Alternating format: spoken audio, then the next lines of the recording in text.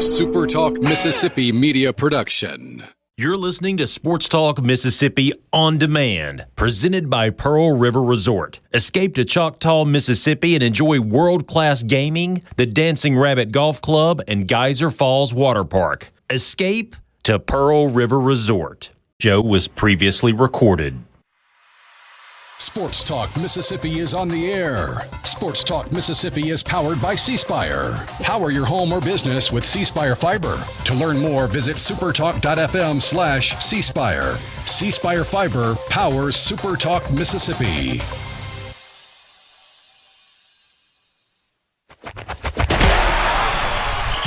To the junction, in the Grove, and to the top. This is Sports Talk Mississippi. On your radio and in the game, right here on Super Talk Mississippi.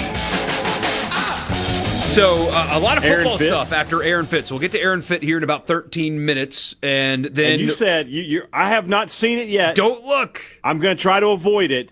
But apparently, Kalen DeBoer took a shot at Lane Kiffin. Kalen DeBoer took a shot across the bow. Took a shot. Shot. So we will get to that. I will do everything I can to avoid it. Some other college football things mixed in there as well. Yankees-Giants, what was it, a 7-0 loss on opening night on Netflix, drew 3 million viewers on we got to bring up that. On Netflix, because the number just finally came out with... just saying. And so here's the comparison. On network TV, the over-the-air TV, big network TV on NBC, the next night, Diamondbacks, Dodgers. Now think about those markets, by the way. Those are comparable markets, all that stuff. 3.2 million people. So Netflix drew as well as the big network TV on opening, quote-unquote, opening night in MLB. This is a message. Now, there's been some news in the NFL where they're not going to count Friday games as short weeks anymore. So you can have a game on Friday and then play the next, or you can have a game Sunday and then play the next Friday. And for scheduling, they try to schedule buys around short weeks. Not anymore. Not if you play on Friday. They're going to have a full slate on Christmas. They're going to have a full slate on Thanksgiving. The NFL is doing all this stuff, and they're about to start selling more of these special games to Netflix, YouTube, Amazon. Get ready, sports fan. Major American sports leagues are going to be more and more on a platform like Netflix. Netflix is hiring sports people. They've done fights. They've done football games, obviously. Now they've done baseball, and people are watching. And so if you don't like it, I hate to tell you, it's coming. More streaming only NFL, MLB, NBA, etc. games are on the horizon. It's just too much money. It's just too much money involved, and these streamers, these streaming platforms just have money to burn right now, and so this is where this is the best investment for your money. Like you get an NFL game, you will get people to watch. It's just literally that simple. MLB is a little bit more of a risk, but the NFL is no risk at all. And so many people just have a Netflix subscription. I am against the government meddling in our lives as much as possible. I kind of think they should make it illegal to where if you're going to paywall something, I have to pay to access your content. You throw ads at me every 5 minutes like Netflix does. I think that, I'm already paying for your service. I'm giving you money for the content you're showing me. And then every 5 minutes I'm getting just ads thrown in my face. That shouldn't be allowed. I don't know what law that breaks. Maybe the 8th Amendment. But the founding fathers were like, we got to really dial into these streaming platforms that are going to happen. Did you see a podcast exposed ESPN and ESPN Plus for running commercials longer than the actual breaks? I did see that. Yes, and I mean you've seen it before, right? But intentionally, they come back from this is a multi-billion-dollar organization, right? They're not making such a big mistake that every time they come back from break, the play is already started. They're obviously doing that on purpose. This has been asking for 3 days on y'all's opinion. Will State sweep Georgia? I think they'll win 2. I'm not going to predict a sweep of a top 5 team in the country. I think they'll win the series, but I don't think they will sweep. And Georgia hits bombs. Ole Miss Georgia's tries to really- hit bombs. Georgia hits bombs. Yeah. There's a difference. There's 100% difference, yeah. And they do. It's a really good hitting team. State's pitching staff, especially the assumption is McPherson not going to go this weekend. I would make that assumption. Have not seen the rotation announcement publicly. So, maybe he does. I don't know. But if he doesn't, that's a Georgia lineup that can score on you. And I don't think you're sweeping that. I do think State will win the series, though. But I don't think you're sweeping. A sweep is too much to ask. Somebody says, bingo, Mike, not only should we not have ads when we pay that much for streaming services, those streaming services sometimes have glitches, buffering due to the volume of viewers. And that's something that they've got to figure out if they're going to keep doing sports. I mean, 3 million people is a lot of people, right? But they've done NFL games. How are you having buffering issues with 3 million people? That's unacceptable if you're going to keep doing sports. Because when you slap an NFL playoff game on Netflix, that's 30 million people, not 3. I mean, remember the Tyson fight, how awful that was? I was just about to bring that up. The Tyson fight was miserable. Could not keep up with anything going on. And yeah, if you're gonna charge these prices and you're gonna do all that, it's got to be this way. So. Remember when you got full moon in the Tyson fight? Yes. One of the most bizarre television moments. If you guys aren't familiar with what we're talking about, when Tyson fought whichever Paul it was it Logan or Jake is the boxer? Jake is the boxer. Okay. So they're doing that fight on Netflix, and Tyson is getting interviewed in the locker room before the fight. Just basic interview. Tyson's got what you think is his, I don't know what you call boxing shorts. I'm just going to call them boxing shorts on. It's trunks. It's trunks. He's shirtless, but you only see from chest up. Very normal pre-fight interview. And then when the interview's over, Tyson turns and walks away. And he did not have his trunks on. No. You got every bit of the back end of Mike Tyson. And the camera guy, I guess, was wanting to show all of you. He made sure that you got clear view of Tyson there. You saw all of Iron Mike that you wanted to see. A whole lot more than you wanted to see. Yeah. We're being honest. If we're being honest, yeah. But, gosh, that was something. Hopefully the umpires don't have a diabolical, like the last time Georgia played, debacle. He said diabolical, but debacle. Like the last time Georgia came to Starkville. That was truly one of the more bizarre, quote-unquote, officiating sequences. Miserable. There's a rule now. There's a rule that came about of that. Of the Hunter Hines rule. This absolute lunacy. Got to have a better name for not the Hunter Hines rule, but like the something cowbell. I mean, the Hunter Hines rule is fine. Not a huge deal. Ejected him for nothing. Yeah, he was just standing there. Just there. Just standing there he was really trying to make peace. And they threw him out. It was, I remember watching, was there like a 30-some-odd minute delay? It was something like that, yeah. It was unbelievable. They tried to get all that squared away. Like, just ridiculous stuff. And one of those things where, just to put it mildly, they screwed up. That's all you can say. They done messed up. They done messed up.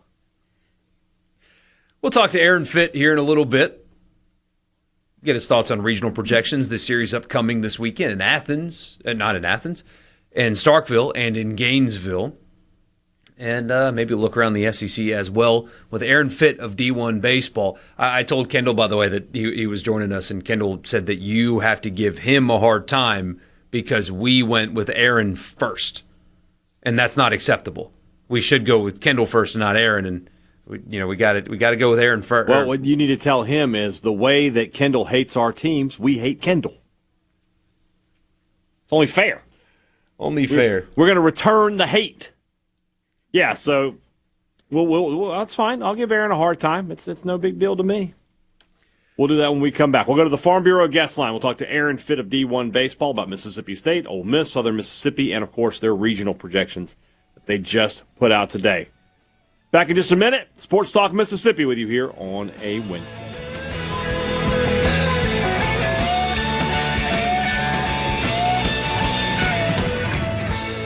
Fox on Tech. We're driving the streets of Miami in a Waymo autonomous vehicle, no human driver at the wheel. Right now, there's no national framework to regulate the industry, but rather a patchwork of state-by-state regulations. But this technology is already here. Waymo is the industry leader, but it's facing competition from Tesla and Amazon's Zoox, as well as China. As far as safety goes, there have been some high-profile accidents involving Waymo vehicles.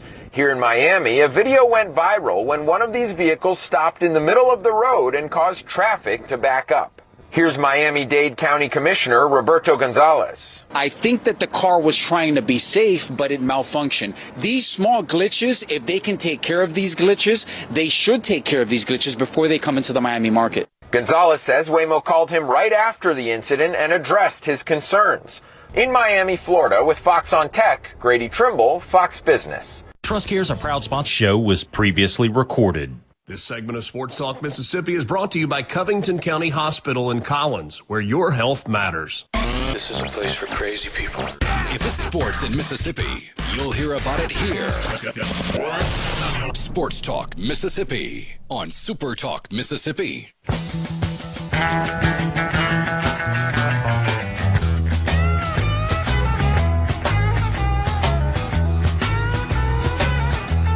Go to the Farm Bureau guest line, check out favorites.com, and go with the home team, Mississippi Farm Bureau. D1 Baseball's Aaron Fitt joins us right now. And Aaron, we went through some of your regional projections earlier in the show, and my first question is, how dare you? That's a great question. I wish I had an answer for you. So let's start in Gainesville. Ole Miss getting swept by Mississippi State at home, also losing to Memphis before that sweep as well last week. Brutal week for the Rebels last week. What are they facing in this Florida team upcoming starting tomorrow night? Well, I just think Florida is very, very talented. I mean, that's obvious. I mean, it's elite pitching. That's what really stands out about them. I think that the arm talent is up there with anybody in the country.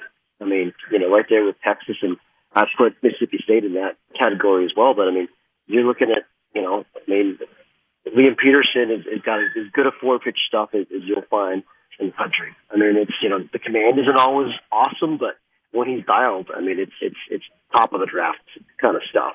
And Aiden King, has really good stuff and also really good command. And, I mean, their bullpen is just so good behind those guys with Jackson Barberi in particular has been really good lately, and they can kind of just piggyback a bunch of different guys and just throw power stuff at you. So they're pretty formidable.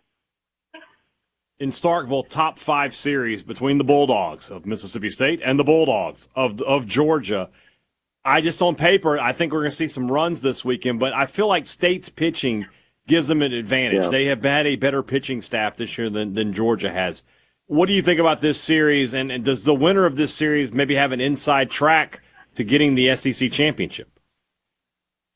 I think that's a pretty good take, yeah. I mean, obviously Texas right now would have something to say about that, but it feels like, State and Georgia and Texas right now kind of separated themselves as maybe the top tier in the league, and certainly you look at Georgia, it's a very scary offense. I mean, that's what jumps out, right? And it's just the power numbers leap off the page at you. Trey Phelps is having an All-American season, and Daniel Jackson on the plate is really busted out. He's having an All-American type season, and a bunch of guys up and down the lineup, Branch and Hudson, and just they put up some big numbers, and there's no real holes. And they can run guys off the bench that can hurt you too, and they have lots of power arms. It's just a matter of for them, I think it's about throwing enough quality strikes. Whereas I don't think that's a question for State. I mean, we all love State's offense as well. I don't know that it's quite as explosive as Georgia's offense, but I think it's very good and disciplined. But I just think their pitching is especially the rotation, is a lot better. You know, I mean, I've said it a number of times already this year, but I think you could be looking at 3 future first rounders in that Mississippi State rotation. You know, for next year, I think McPherson, Valincas, and Stone. If Stone can throw enough strikes, boy, I mean, that's another one that looks the part. It's real stuff, and it's a great body, and it's a lead extension, and all that kind of stuff. So I think the bullpen has gotten better and better for Mississippi State. It feels like that's maybe was a little bit more of a question mark at times earlier this year, and right now it doesn't feel like a question mark at all. So yeah, for me, it's you know, Mississippi State and Texas have probably the 2 best pitching staffs in the league. And, you know, when it comes to talent and performance, that combination, and so I think that's a separator. Aaron, I think it was 5 teams in the top 25 for D1 baseball that lost last night. It has just been a season-long thing of these midweek losses. Do we have a reasonable explanation for why so many ranked teams are struggling through the midweek? I think part of it is, you know, with a 34-man roster cap, the depth advantage that the Power Conference teams had in the past, you know, when especially post-COVID, when you had 40-plus guys in your roster, that's been kind of negated a little bit. You know, I mean, now it's you're seeing a little more of that talent spread out, even though certainly with all the NIL and the full rides and the revenue sharing that the SEC teams can offer, you still get more top talent concentrated with those schools. But that said, the other programs are getting better too, you know, and certainly if they're really selling out to try to win some of those midweek games and you know, your SEC teams are trying to build a little bit more depth and develop some of their guys lower in their staff because they have to focus on their weekends. It's so important in the SEC. I think it leads to a situation where upsets are just going to happen. And that's fine. You know, I think we've always said weekends are what matter most.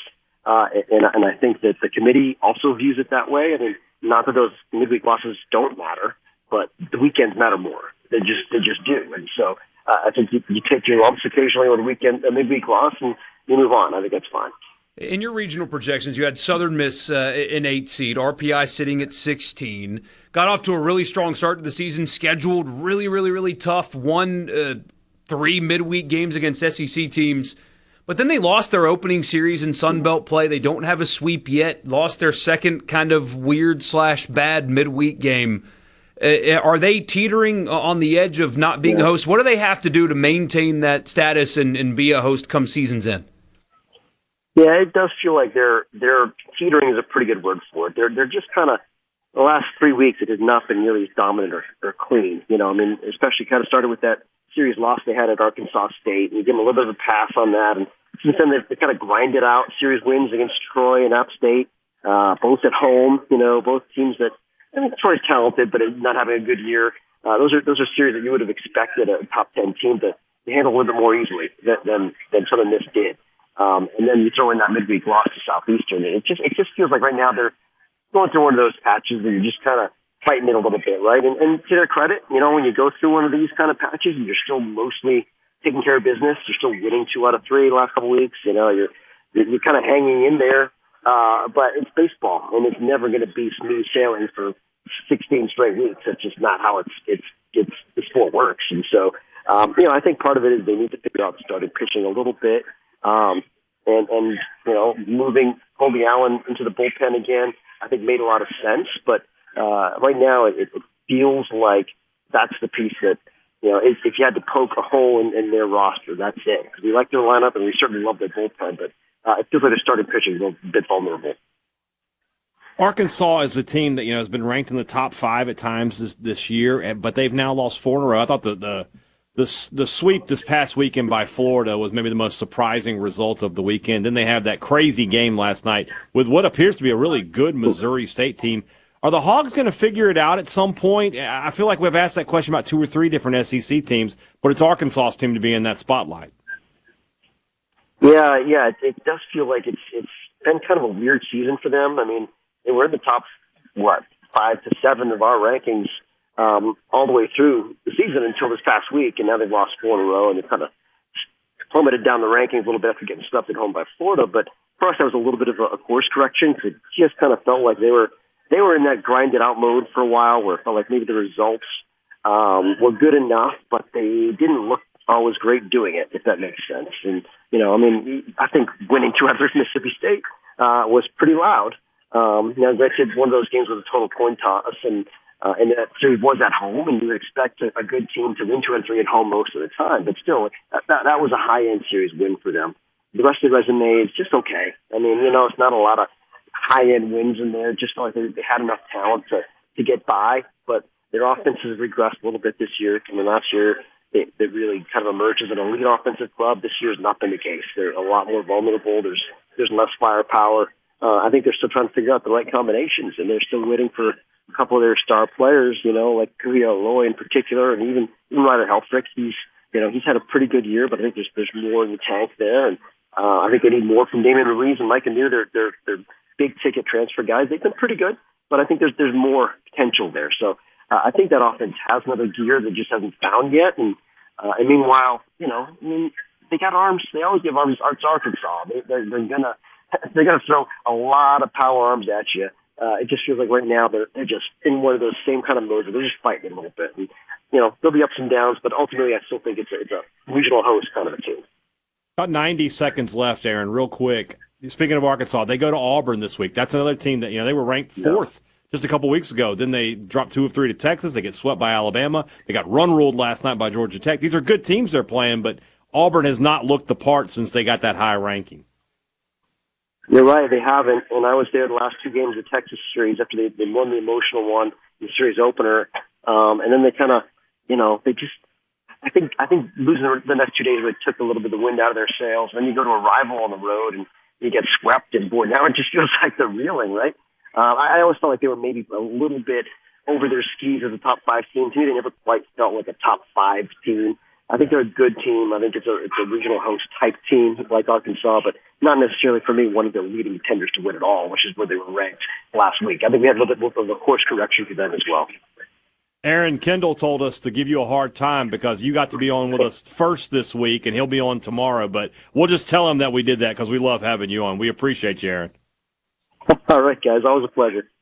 Aaron Fitt, D1 Baseball. He's in the airport lounge. He told me he's traveling, I guess, trying to find a series to go to this weekend. So we'll see where he ends up. Plenty more to talk about here on Sports Talk Mississippi. Eventually, Borky is going to tell me this. I still have not seen that it. when we come back. So I can't wait any longer. Go. I got to know what Kalen DeBoer said about Lane Kiffin. We'll do that when we come back. Sports Talk Mississippi with you here on a Wednesday afternoon.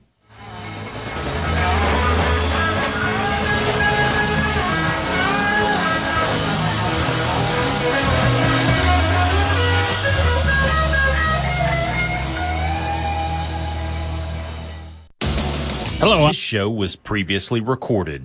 Sports Talk Mississippi. To the junction, in the Grove, and to the top. Sports Talk Mississippi on SuperTalk Mississippi.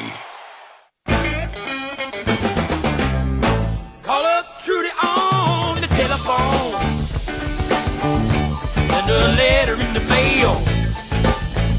Sports Talk Mississippi back here with you on a Wednesday afternoon. If you're in the market right now for a new or pre-owned vehicle, our friends at Belk Ford and Oxford Toyota would love to talk to you. Highway 6 in Oxford is where I got my car, and it's where you should be looking to get your next one. A great buying experience. Anybody can sell you a car. A lot of people give you a great deal, but who makes it worth the time? Who makes you feel like you want it? That's what you want from your car dealer. That's what you're going to get at Belk Ford and Oxford Toyota. Make sure you tell them that Hey Dad and Borky sent you. All right. I don't know if they packed up Lane Kiffin's stuff in a Belk Ford or Oxford Toyota vehicle when he left Oxford. But now he's in Baton Rouge. But apparently someone in Tuscaloosa had something to say about him today. Yeah, give it to me. Kalen DeBoer apparently has something to say. Now, he doesn't name... What'd he say? He didn't name Kiffin specifically, but you know exactly who he's talking about. It'd be like saying, hey, you guys listen to Sports Talk Mississippi? You know the guy that lives in Starkville and his last name starts with an H? That's what DeBoer did here. I mean, that's how obvious he made it.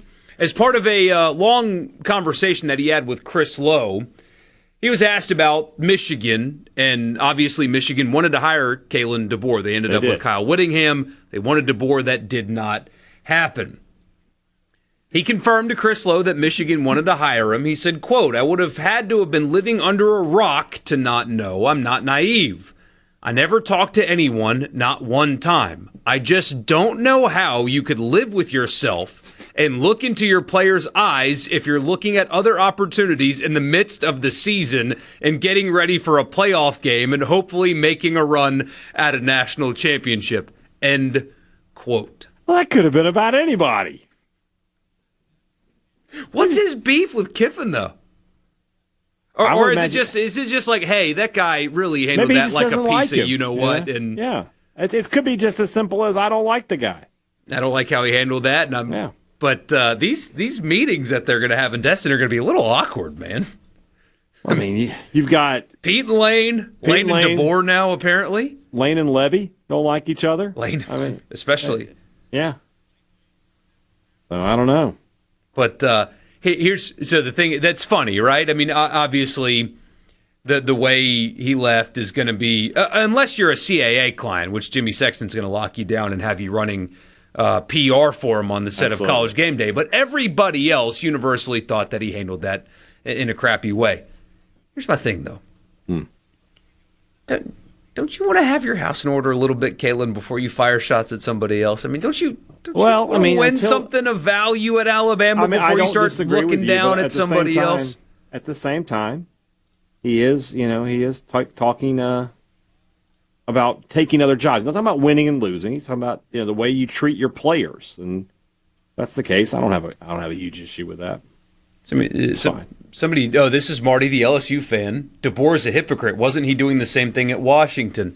I don't know. Did DeBoer send his family on a plane to house hunt in Tuscaloosa during the regular season when he was at Washington before Nick Saban retired? I don't think that he did that. The Alabama job wasn't open during the season. He did not job hunt during the season. The job wasn't open to hunt for. Right. Like it was after the playoff is when that did. Yeah. When Saban had a meeting interviewing an assistant. You don't have to have won a national title to have a moral code and look down on Kiffin. I agree. Levy he can has look down played on for one. Levy can look down on Kiffin. Absolutely can. But Levy and Durkin helped keep that program alive early on. Now that changed. It changed rather quickly, but early on, the 2020 season and into 21, Ole Miss football is very thankful for Jeff Lebby and DJ Durkin at the time. Yeah. One of these days, I'm more interested in that story than the end. Is if Lebby would ever one day go on record about what he and DJ had to do early on. Probably not. No, but it'd be funny. It would be funny. So I'm going off of you on that one, by the way. I don't know any of that for a fact. They were the ones that were running the day-to-day operation of the program. Right. Very early on, Kiffin settled in, started actually, taking ownership of the program, won a lot of games. But the initial time there was not as well organized. Well organized. That's the good way to put it there. Somebody says I'd pay an insane amount for an MTV Real World style show with all the SEC coaches stuck in a house for 6 months. Man, those meetings that they're going to have, because it's the SEC meetings that they have. All the coaches go, and they discuss things. And I mean, Alex Galesh was taking shots, remember, about the transfer portal and tampering. He was? Alex Galesh has a player that entered the portal and committed to him on the same day. And then he goes behind a microphone and talks about tampering. So you got that hanging out there. That's what we need to televise, not media days. Because the coaches don't interact with each other really at media days. Not really. Yeah. And there's only 3, 4, well, that's changed now, right? There's 4 a day. It used to be, 3, 4, 4, 3? And now it's 4 a day. At these meetings, they're all in the same room at the same time. What do you think you could pay-per-view those meetings? The behind closed doors, coaches and Greg Sankey and a couple other executives from the SEC in a closed-door meeting. What do you think you could charge to get people to watch it? Whatever you want it. What would you spend on it? It's a little different because in my line of work, That would be great information to have. But I would expense it. I mean, so whatever they charged, I guess. Like, Will, I needed to hear what they were saying, man. What do you want me to do?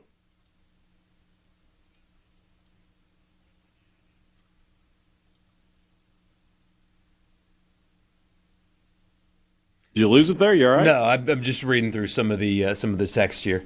Okay. But yeah, Kalen DeBoer taking shots. He better win. There's so much pressure on him. Man, I know they beat Oklahoma, but what did it amount to? They got embarrassed in the Rose Bowl. I mean, just absolutely embarrassed. They were non-competitive from the first snap of the game, and that's just not the standard. We talked about standards earlier. That's not the standard. So there's a lot of pressure on a lot of coaches in the SEC this year. There's hot seat pressure on Lebby.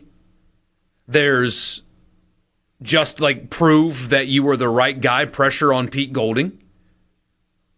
There's we spent $50 million on your roster pressure on Lane Kiffin. There's hot seat pressure on Shane Beamer. But Kalen DeBoer's got, buddy, you got to compete for a national championship this year. Or else. Pressure. It's a tough spot to be in, especially with how volatile the sport is now and the 9th conference game. But that's where he is. It's the job he took. It's the job he took. And this is, I don't have any sympathy. You know, there's millions of dollars going into your checking account. I got no sympathy. I got no time for that. But I don't know. I just like people taking shots at Kiffin. I'll just be honest with you. I've been on board with this for years. Like I was one of the early adopters of this guy isn't a good person. I was also, which look, it's just a coincidence, right? Matt Luke is a very good person, right? It's not just because they were the Ole Miss coaches, but I was an early adopter on Freeze too. Luke, I got no there's nothing wrong with Luke there. So and that was proven true every day by him getting the head coaching job did not change his personality at all. So it was just I just knew. Sometimes you just know. Sometimes you can just smell a rat. And Kiffin is definitely one of those. Somebody says, why hasn't a streaming service picked up fall camp and some game weeks for teams like they do Hard Knocks? HBO did one in 2019 with Washington State, Florida, and Penn State, and it was awesome. You want to know why? Coaches weren't going to let them have that. Because the coaches are absolutely paranoid for some reason. They keep their programs locked down like Fort Knox, and for whatever reason, the TV networks that are writing the billion-dollar contracts are not telling them that's too bad. It really is something that the SEC hasn't been like, we have to allow, especially considering the amount of money going into the programs from fans directly, that the SEC hasn't said something like, you got to open up. If ESPN wants to produce that, they will get it. They would come up with some money, but they were like, hey, we're going to give your program an extra $5 million. Zach Selman's going to tell Jeff Lebby, guess what? Practices are open now. Yeah. Assistant coaches are available now. Simple as that. Simple as that. I mean, I'd watch every second of it. Yeah. Every single second. I love. Now, Hard Knocks has changed, unfortunately. It's gotten more PR as opposed to a real look at the raw. Yeah, it's not really the same, as it used to be. It's lost its fastball. But it's still fun to watch because you get team meeting footage and stuff. And I know that the schools produce like the season and all that, but that's produced by the subject. And when a documentary is produced by the subject, it's not as good. Like the Rory documentary. It was well done. Some cool stuff in there, but it was produced by Rory. It wasn't as good. Kiffin was more of a capybara than a little rat from the text line. Super easy to sniff out. He was a nutria at this point. Yeah. Fits the locale. Yeah. Sports Talk Mississippi. We'll be back. Is the English way. The time is gone. The song is over. Madison County's Building the Future show was previously recorded. Sports Talk Mississippi.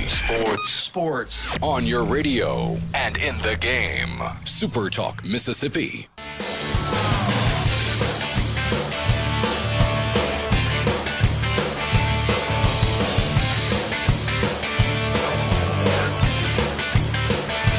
Welcome back, Sports Talk Mississippi. I'm Michael Borky. He's Brian Haydad. It's going to be like a weekly text at this point.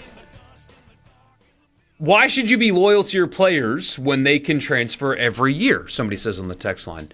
Because they don't. Just because they can doesn't mean that they do.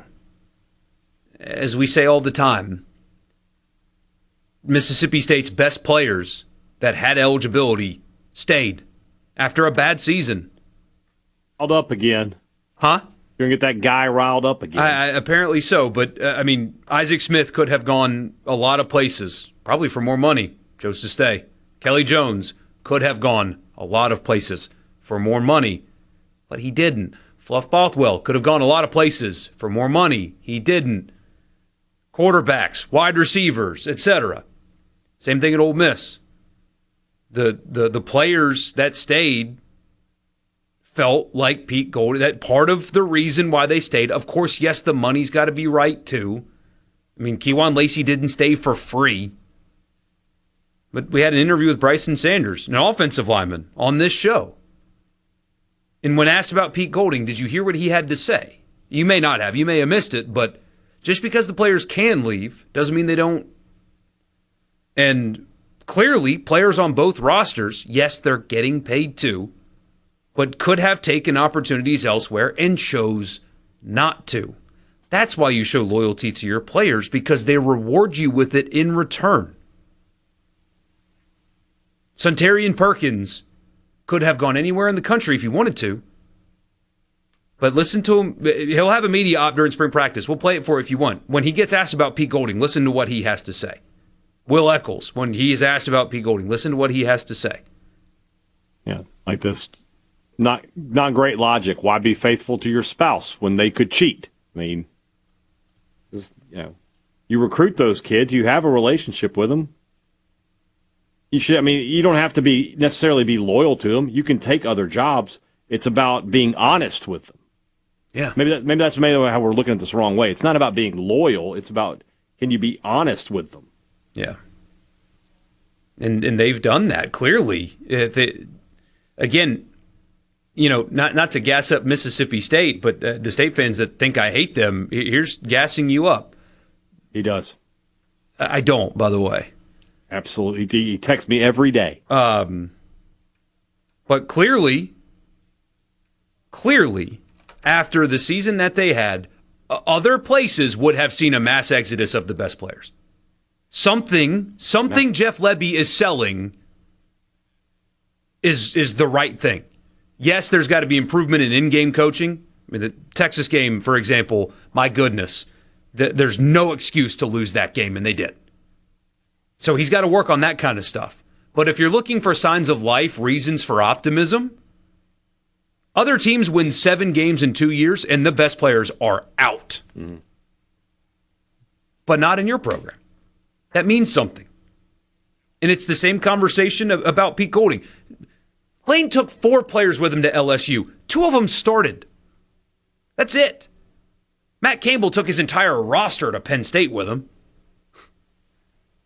James Franklin took his entire roster to Virginia Tech with him. There's a little hyperbole in there, but what was it? A lot of it, though. A lot of it. That tells you a lot about what the team thinks about what Pete Golding is. Yeah. So there's a lot to like about how this offseason went for the 2 programs in the state for different reasons, different circumstances, of course, but I don't know, man. Maybe I'm just looking pie in the sky, whatever you want to call it, but I would be really optimistic right now if I were an Ole Miss fan listening to this right now, considering how the offseason went. I'd be really optimistic about the future of your program. Yeah. And for State fans, if you're looking for something to grab onto, it's that right there. 7 wins in 2 years, and every good player stayed in the portal era. That means something. It's a sign of something. I tend to agree with you. I don't know. I feel like everybody wants this to be, I think because people don't like the portal, by and large, especially a lot of our listeners, they want the bad things to happen sometimes so that they can be like, well, we got to get rid of this. Look what happened. And when in reality, I mean, Ole Miss is, if you're an Ole Miss fan, you should love the portal. It should be your absolute favorite thing about college football. It's the greatest thing in the world. You have become a consistent 10-win-a-year program in this era. For Mississippi State, it has been a struggle, but most of the reasons you have struggled have not been because of the portal. So the portal is what gives you a chance to go from 2-10 to, hopefully you can have a good season 2 years later. If you didn't have the portal, you couldn't do that. 601-879-4395, the C Spire text line, 601-879-4395. So glad that you guys are with us. The Artemis II has cleared system checks. It's going to launch here and head to the moon in about 25 minutes from right now. The moon! I assume it's going to be streamed everywhere. You'll be able to watch it. So that's a pretty cool thing that's happening. But what's happening after the news on this show is the college football fix. Stick around.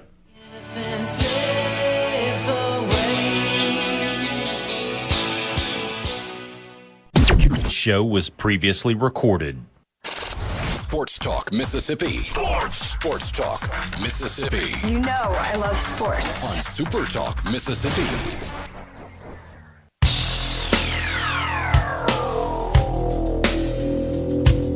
A modern day warrior, mean strike. Today's Tom Sawyer, mean pride.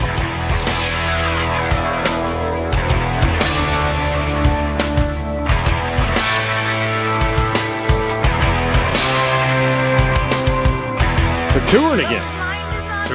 They got that new drummer. I don't know. They come near here, I would look into. Dallas and Atlanta are the closest stops on the Rush tour. So. When is that? This summer.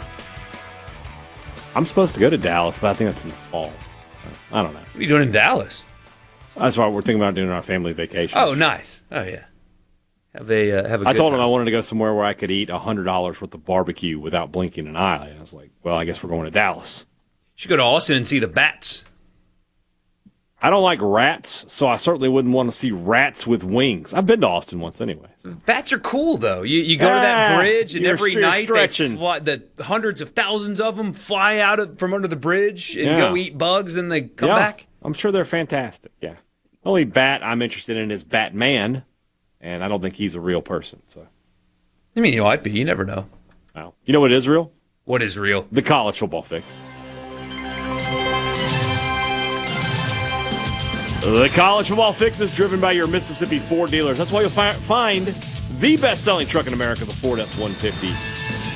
I mean, I don't even know what to tell you at this point. You're looking for a new car, new truck. There's only one place to go. That's your Mississippi Ford dealers. Thank you for your attention to this matter. Something has happened. I'm going to assume it's on the C Spire text line. 2 points of order. Oh, no. Because I got a text. We've got to be smarter than this. I got a text during the break about an AI Facebook article involving Mike Bianco confronting Brian O'Connor. That did not happen. And then we get this on the text line. Also, by the way, it's April 1st. It's April 1st. May have missed something while out of town working. What are things I'm hearing about the governor making some kind of offer to the Saints? I don't know where you saw that. It very well could have been Facebook AI or April Fools, but I think we need to. You ever seen an EMP? Like, are you familiar with what that is? I know exactly what you're talking about. Yes. It's a New Age type bomb that wipes out all electricity.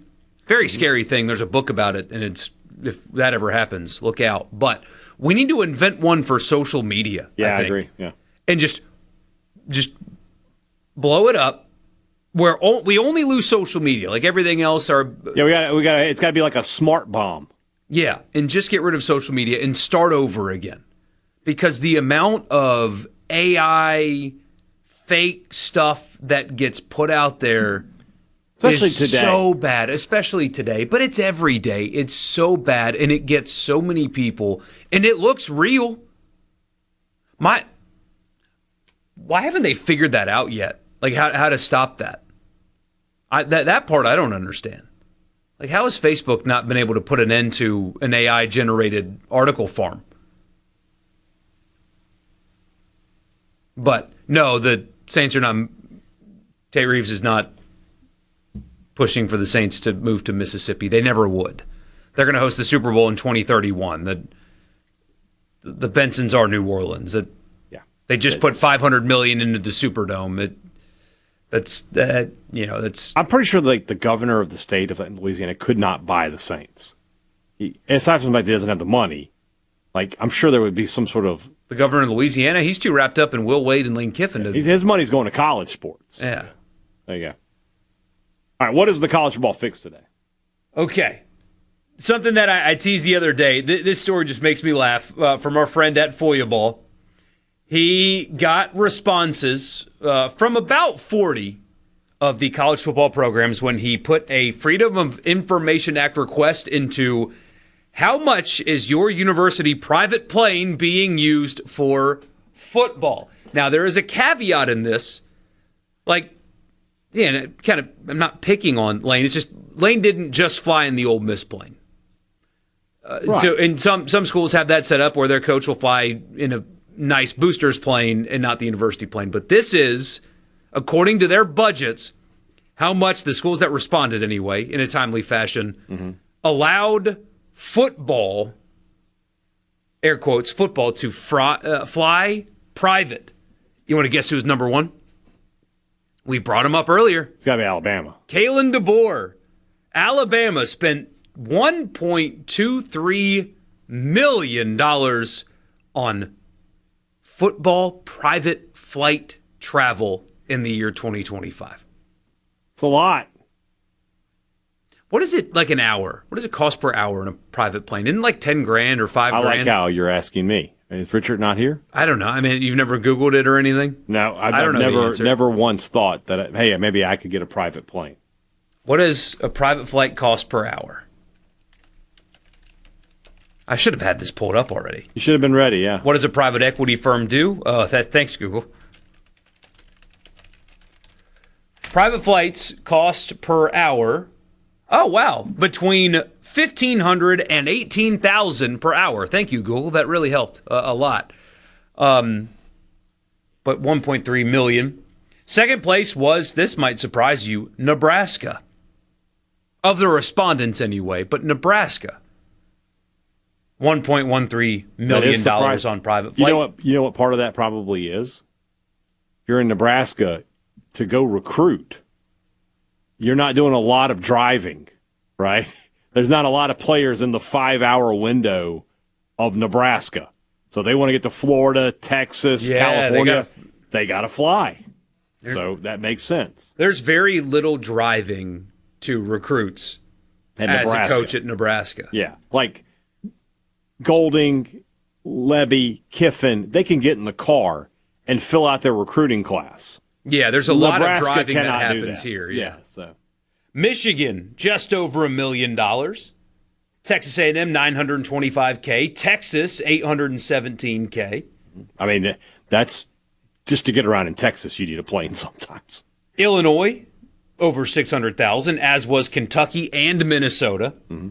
Then it dropped significantly. Iowa was $300K. Rutgers was $270K. Ole Miss, just over $200,000. Again, Kiffin flied in other rich people's planes that were associated with Ole Miss. So he flew private a lot more than that number indicates. But there you go. That's the thing. Yeah, we don't know. Like we know the school plane numbers. We don't know the private plane numbers because keyword private. All the way down to the bottom of respondents was Wyoming. They spent $3,200 on a private flight last year. So they flew somewhere once is what they did. Kalen DeBoer, $1.3 million on private flights last year. Yeah, that's a lot. Where? Again, because Alabama is a school that you can recruit out of your car, basically. Where was he going? You know, maybe there was a 5-star in Alaska. I don't know. I mean, was he going back and forth to Washington? Does he still have family there, maybe? Something like that? Ooh, that could be it. And the university just allowed him to do that? Maybe it's part of his contract. Like the country club memberships and stuff like that. That's a real possibility there. I'm sure there's one in Golding's contract too. When I was looking at basketball stuff the other day, around the Will Wade leaving NC State and what his contract was, and if NC State could make a run at Chris Beard, I was looking into that, and the answer was no. It was a hard no. They hired a former player yesterday, but as part of Chris Beard's contract, at least according to the interwebs, is a country club membership, and that always makes me laugh. It's like you're negotiating a $6 million a year contract. I don't know what the dues are at Oxford Country Club, but you don't even notice the dues coming out of your paycheck when you're making $6 million a year. I can't how is that even part of your negotiating conversation, whether it be Jimmy Sexton or whatever? And oh, by the way, you need to give him a free membership at the country club with his $6 million a year salary. But every coach does that. Sark has, I think, 2, right? I think it's 2. Surely, yeah. I think he's got 2 country club memberships as part of his deal at Texas. I'm disappointed State wasn't on there. Got to try harder. Where would Levy have been going? I can't imagine. And they may just not have responded, because not every school responded in a timely fashion for him to write this article. Some don't at all, and that's another conversation for another day. But Mississippi State is not one of the schools listed on here. Can we FOIA SuperTalk to see how much they spend to fly RC around? No. I mean, because, again, it's private plane. Cross One is not registered to SuperTalk. Somebody says, I'm pretty sure DeBoer's daughters play softball for Washington. There it is. That would make a lot of sense then, yeah. Somebody says a crop duster would do it for cheaper. Yeah. You can't call them that. I said crop duster once and got an unhappy text. Ag pilot is the appropriate term. But anyway, it's your college football fix, sort of. Driven by Ford. Alabama flying their coach around in luxury. To what end? Embarrassing loss in the Rose Bowl to Indiana. That's to what end? Well, you know how it is. We'll be right back.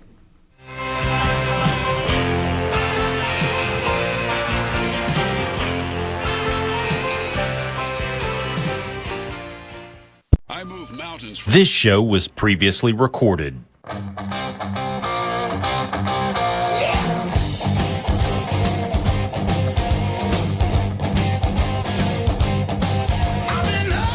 Sports Talk Mississippi, back here with you, Brian Haddad and Michael Borky. Just the other day we were over at Ag Up Equipment, and they were telling us about the spring tractor blowout. I think Borky actually gave them that name. They were like, we're going to call it the spring tractor something. And he's like, what about blowout? And they were like, why don't you work for us? So, and let me tell you right now, the deals, they're hot. Right now, you can get a John Deere 3025E with a loader for just $365 a month with 0% financing for 84 months. That's a pretty good deal. Yeah, right now, if you're thinking about pretty upgrading good your undersell, equipment, brother. Yeah, I am. Well, you like to over deliver or is it under promise and over deliver? That's what we're all about here. Undersell, over deliver. Yes, exactly. And that's what we're doing here. They will not undersell at Ag Up, though. No. They will. These will not last. They will not. Long. So maybe you need to make a trip right now. 15 locations throughout the state of Mississippi, or you can just go online at agup.com and check it out. The spring tractor blowout at Ag Up Equipment. You're down home dealer. Something. So played Jeff Lebby and Pete Golding yesterday, and something Golding said stuck out to me. I want to do this from a state angle as well. He said that he thinks they have more playable depth, especially on the defensive line, than they had a season ago. And that is something that we talked about going into and then immediately after the Miami game in particular, is that the 4 starters for Ole Miss on the defensive line, quality. They didn't have a whole lot of playable depth behind them. And you saw that again in the Miami game. Miami was able to just kind of grind them down. And ultimately, that was the difference in the game. And they've retained a lot. They portaled and recruited high school at that position well. But that is the difference, and it's something that he made reference to yesterday as well. That was the biggest difference between being a semifinal team and a national championship caliber team. I had somebody in my comments yesterday say, well, if you made the semifinals, they are championship caliber. Why do you keep saying that they weren't? One, they lost, and Indiana was much better than Ole Miss was last year. They were a tier below that national championship game. Now, they made the semifinal. Great team. But they were a couple of things short from being a true title contender. Their head coach thinks that they have addressed that on the defensive line. And, on paper, you've got to really like what they have there in terms of actual, real, playable depth. Eccles, Perkins, Franklin. They get the big defensive tackle transfer from Florida. Jam Brown returns. He signed a new deal. Andrew Maddox back, former 4-star from Mississippi. I think he was 5-star in one service, right? Doesn't matter. Blue chipper. Good player. From Mississippi. Or a good high school player. We'll see what he's got. We haven't seen him yet much in college. Yeah, Cam Beavers, also back, another blue chip from the high school ranks. You get Renaud from Alabama. You get Purchase from Oregon. If Pete Golding is right, that is a huge... obviously, breaking news more at 11, being good at the line of scrimmage is important to win football games. But that is something that held them back a year ago. And on paper, you look at that defensive line room, and they've got a lot of talent and experience and depth and all of that. So that is something that they were missing last year. Seems like they have addressed it. And if you're an Ole Miss fan, you hope that Golding's not lying to you. And not lying, but you know what I mean. When he says his evaluations are correct. Yeah. That they have more playable depth on the defensive line, because that killed them in that Miami game. That's what you remember we had these discussions last year. We were like, oh, Golding really likes what he's got there in that room, and that's why they didn't go as heavy in the portal. Coming off of a year where they went out and got Walter Nolan, and they went out and got Princely and Manuelin. And you're right, like they had good players. Franklin, Eccles, Xavier Harris, good players. They didn't have that next group down. Yeah. Last year, 2 years ago, when Nolan and Manuelin and Ivy and Pegues came out the field, Franklin and Eccles and Harris came on the field. And you just didn't have that next group. And that's what they did use the portal this year. They got 2 defensive tackles and 3 edges out of the portal to complement what they were returning. I think that was intentional, because you're exactly right. They did not go portal heavy last year. It was really just Prince Will. And then Womack didn't play much, the LSU transfer. He didn't really now play he's much. at Auburn, right? He's at Auburn. Yeah. Which, if he's going to start at Auburn... this is sort of the same debate I had with some Alabama fans about Kendrick Bentley Jones. Like, if that guy is playing for you, then... Because I don't know that he was necessarily going to start for Mississippi State. He would have been a great depth piece for Mississippi State. Yeah. Love to have had him as your second guy, but... The fact that he's there is and that same thing with Womack, a guy who couldn't really get on the field last year for Ole Miss, and now it's just funny how that works sometimes. But and that's one of those things where maybe the opportunity is going to be better for him at Auburn, and he can take advantage of it and go there. Bingley Jones is kind of not the same. Bingley Jones played plenty at Mississippi State last year. Yeah. Did I ever come on this show last season and be like, wow, what a tremendous performance from Kendrick Jones? No, I never did. I will save you the trouble of going back and looking. It appears that they've got something there on the defensive line in terms of true depth and address the needs, and I think you should feel very confident in that group this season. What is that for State, where it was something that last year they were just short? They were short a player or two or whatever, and you feel as of April 1st that they really addressed that need, and you're really confident in that group going into this season. It's cornerback. Last year, I thought Kelly Jones was going to be a good player. I didn't know what he was going to become. He obviously became a really, really elite cornerback and will be a potential All-American this year. And then they went out and they got 3 guys, including a guy in Quentin Taylor, the kid from Iowa State, that played a lot of football last year. They really did a good job of remaking that room. I feel like State in the secondary should be relatively strong this year. Between Kelly Jones and Taylor at the cornerback position, plus Grimsley and Singleton back there. They signed a bunch of safeties in Jordan Gilbert, Kendall Dolby. They bring back, obviously, Isaac Smith. They signed a 5-star kid, or the 4-star wherever you look. You saw him in Braylon Womack. I expect him to make some sort of contribution this year. I think state secondary is actually a strength, which a year ago I would not have said. Yeah, Womack is a super athlete. I don't know if he's ready to play day one, but in terms of especially a guy like that on special teams, I mean, how much that can help you. That's another thing that I don't know if we've talked about enough. And Goldie made reference to it yesterday that, when you build depth, it's not necessarily about what they give you in a big game at their position. But when you've got elite players on your on your third team, they go play special teams. And you can improve that phase of the ball greatly, not only, to survive an injury, but I didn't think about that yesterday because when I think special teams, kicker and punter. Is your kicker good? Is your punter good? But Ole Miss has not had a good return game in years. And apparently that's something that they have addressed as well. But a guy like Womack falls into that category. He may not start or really play all that much, but a guy that talented is going to find his way on the field somewhere. Yeah, I mean, your kickoff return team, you don't want that to be 11 walk-ons in your kicker. Yeah. Right? You want to have some scholarship guys out there who can, make plays for you.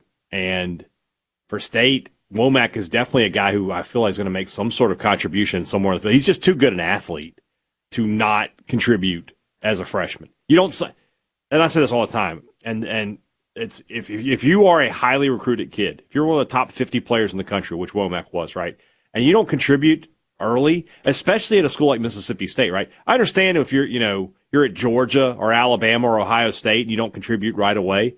I can get that, right? A kid like that at Mississippi State should be on the field first year. If he's not, that's a red flag to me. So, and I know State's got some, like I said, they signed a bunch of safeties. They've got Isaac Smith back there. They've got players, but if this kid's talented enough, he should be involved in year one. And if he's not, then that's an issue. For sure.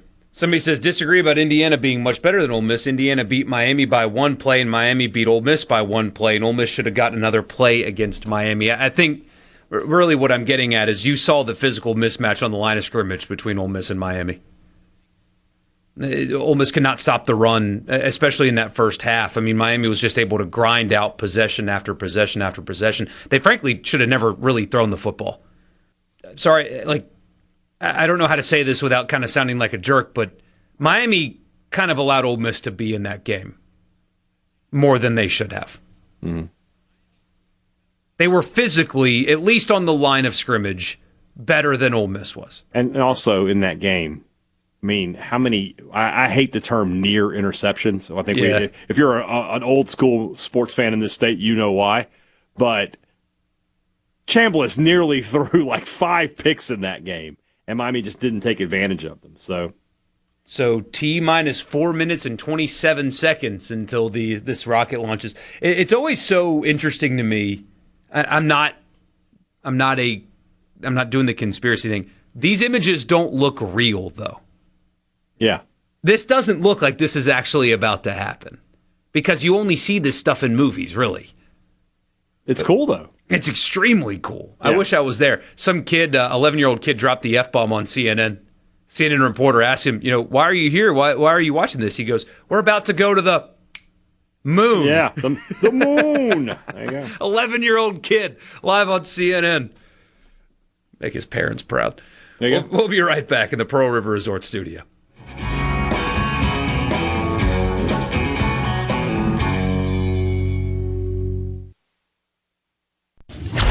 Democracy 2026. Traditionally, age translates to experience, but in Washington, age can also be a political liability for parties pulling for the attention, support, and money from younger Americans. 85-year-old South Carolina Democratic Congressman James Clyburn announced he's seeking an 18th term in the House. He was first elected to Congress back in 1992, but Clyburn told his supporters age doesn't matter. What is there unfinished, or what more you need to do? Well, is in the preamble of our Constitution. We exist in pursuit of a more perfect union. But Republicans, who also have a large number of older lawmakers within their party, say they want to showcase younger candidates, rolling out a slate of people for what they call the next wave of America First candidates. The idea, flip seats held by Democrats in districts President Trump performed well in. Some House Democrats appear to have gotten the message. Democrats Nancy Pelosi, Steny Hoyer, both retiring after this term. Mark Meredith, Fox News. This show was previously recorded. If it's happening in Mississippi sports, you'll hear about it first, right here. Sports Talk Mississippi.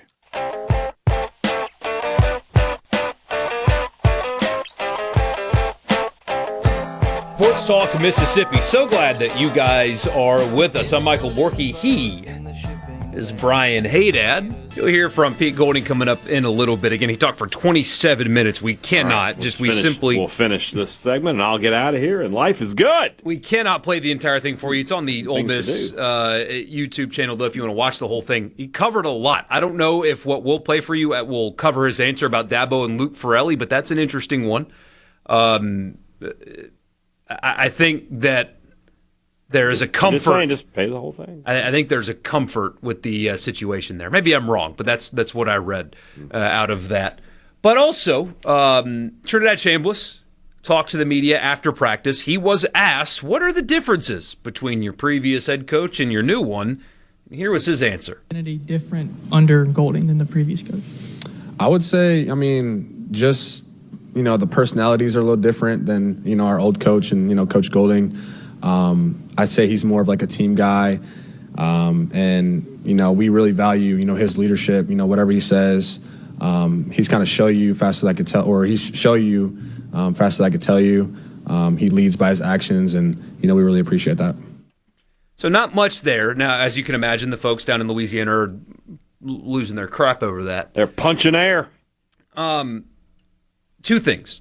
First, he was asked and he answered. So I'm not blaming anybody. I would say if it were me, if I were making the decisions, if I were the media person giving them advice, if you get asked about Lane, just hey, I'm focused on this season. Yeah, moving forward. That's why I wouldn't answer. That's not that question wasn't really about Lane. It wasn't. It's a good answer, and your fans are. It's a fair question, in my opinion. It's a fair question, and your fans are going to like the answer. But I would have a meeting with the guys. Hey, if you get asked about Lane anymore, just dismiss it. Hey, I'm focused on right here, right now. Not worried about what happened last year and all that stuff. That would be my stock answer. But this is the 15th, 20th Ole Miss player that went through what they went through last season that have had a similar sentiment. And hey, we talked about it a bunch, and I think sometimes people just, as evidenced by our text line at the time, just choose not to believe you when you say things. Mm-hmm.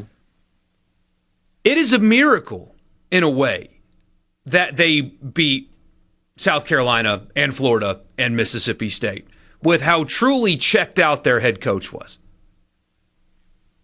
There's a reason we talked about team leadership so much and how important that was for that team in particular, because there were missed meetings. There were practices where if a player was asked, was Lane there? He didn't know right away. He had to think about it. Like, was Coach there? I didn't talk to him. Like an offensive lineman had that response. Wait, I don't know. Was he? That's how checked out their head coach was. After they beat Florida, Monday team meeting, wasn't there. Nobody knew. Just coach didn't hear. Why? I don't know. Completely and totally checked out. And so when Xavier Harris at the Combine is asked about that, and his answer is, I didn't even know the guy. Believe them when they say that. And maybe it changes for him when he goes to Baton Rouge. I know we've got LSU fans that listen. Maybe he'll be locked in this time. But it's still, knowing what we know now, and frankly what we knew at the time, it's not surprising that the team didn't play worse after he left in the playoff. In fact, they played better after he left. And it's a miracle that they beat South Carolina, Florida, and Mississippi State, considering how absolutely, totally checked out their head coach was during that time. If you don't believe me, believe the dozen or so players that have spoken on this publicly at this point. I don't know how they pulled it off. Bunch of old dudes on that team, that's really how. And then Pete Golding helped them hold it together. And But looking back, I can't believe they got to where they got, considering what was going on. Well, I think you kind of said it there. Like, that was a team that had great team leadership, great player leadership. Obviously Chambliss and Lacey, but you had Xavier Harris, the guy who's been an Ole Miss Rebel since day one, right? That's where he's been his whole career. You had that with on the defensive side, especially Eccles, Franklin, Perkins. These are all guys who that's where they committed to out of high school, and they're Mississippi guys. By and large, all four of those guys I just mentioned are Mississippi guys. So that played a role in it, I'm sure. I mean, they just had veteran leadership. It doesn't hurt that they were very talented. Yeah. I mean, I get what you're saying, certainly, that, there was a ton of distraction. The Florida, Mississippi State, at the end of the day, State was not talented enough to beat Ole Miss. They could have been 10 times more distracted. It didn't really matter. But Florida, that could have gone the other way. It almost did. It almost did for us. It looked like it might for a second there. So that was a team that was not ready to play that night.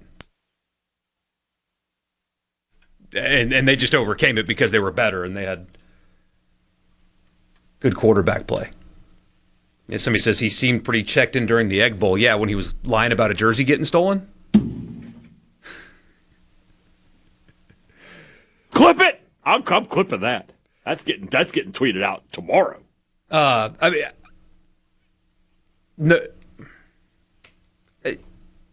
the way, did you know that they made a reference to that at the game Friday? No. So your Trinidad was at the game, right? Yeah. And Glenn Waddle said, and he's got his jersey. And I was just really? Because he never had it. He never didn't have it. I almost ran down there to yell at him. Billy says it's not a miracle. This is what I was getting at. It's hyperbole in the miracle statement. The team had good leaders and position coaches, so it didn't matter. Yes, that's my point, though, is it was a veteran team, and they were able to overcome that. But when you think about what they dealt with, it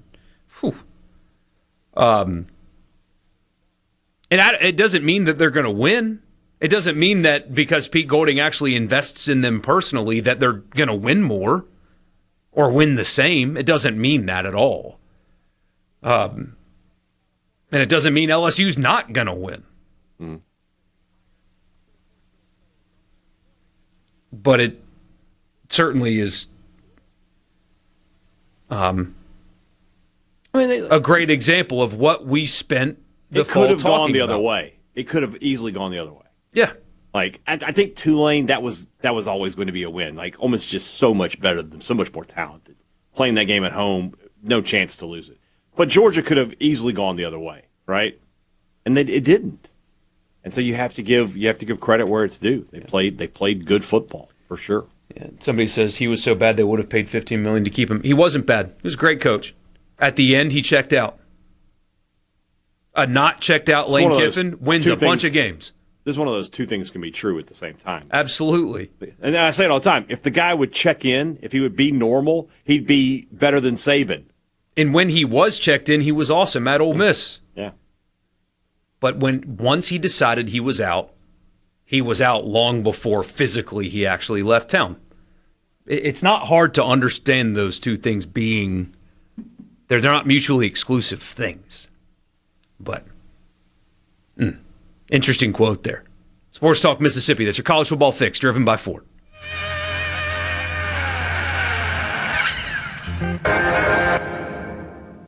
There's a ton of content from SuperTalk Mississippi on our new YouTube channel. Just search SuperTalk Mississippi on YouTube or go to supertalk.fm/YouTube. Be sure and subscribe for free to get the latest scoop on what's happening in Mississippi news, politics, sports, and the good things happening here in the state. Fox on Tech. We're driving the streets of Miami in a Waymo autonomous vehicle, no human driver at the wheel. Right now, there's no national framework to regulate the industry, but rather a patchwork of state-by-state regulations. But this technology is already here. Waymo is the industry leader, but it's facing competition from Tesla and Amazon's Zoox, as well as China. As far as safety goes, there have been some high-profile accidents involving Waymo vehicles. Here in Miami, a video went viral when one of these vehicles stopped in the middle of the road and caused traffic to back up. Here's Miami-Dade County Commissioner Roberto Gonzalez. I think that the car was trying to be safe, but it malfunctioned. These small glitches, if they can take care of these glitches, they should take care of these glitches before they come into the Miami market. Gonzalez says Waymo called him right after the incident and addressed his concerns. In Miami, Florida, with Fox on Tech, Grady Trimble, Fox Business. Your next customer is searching online right now. Will they find you or your competitor? If your website is outdated, slow, or hard to use on a phone, you could be losing business every day. SuperTalk Mississippi Media builds sharp, mobile-friendly websites that look great and work even better, and they're more affordable than you might think. We can drive customers to your new website with powerful radio commercials and targeted digital ads on Facebook, Google, TikTok, Hulu, and more. Call SuperTalk Mississippi Media at 601-991-2305 or visit stmmdigital.com. Show was previously recorded. And now we have a special surprise for everyone. Give it to me. More Sports Talk Mississippi right now on Super Talk Mississippi.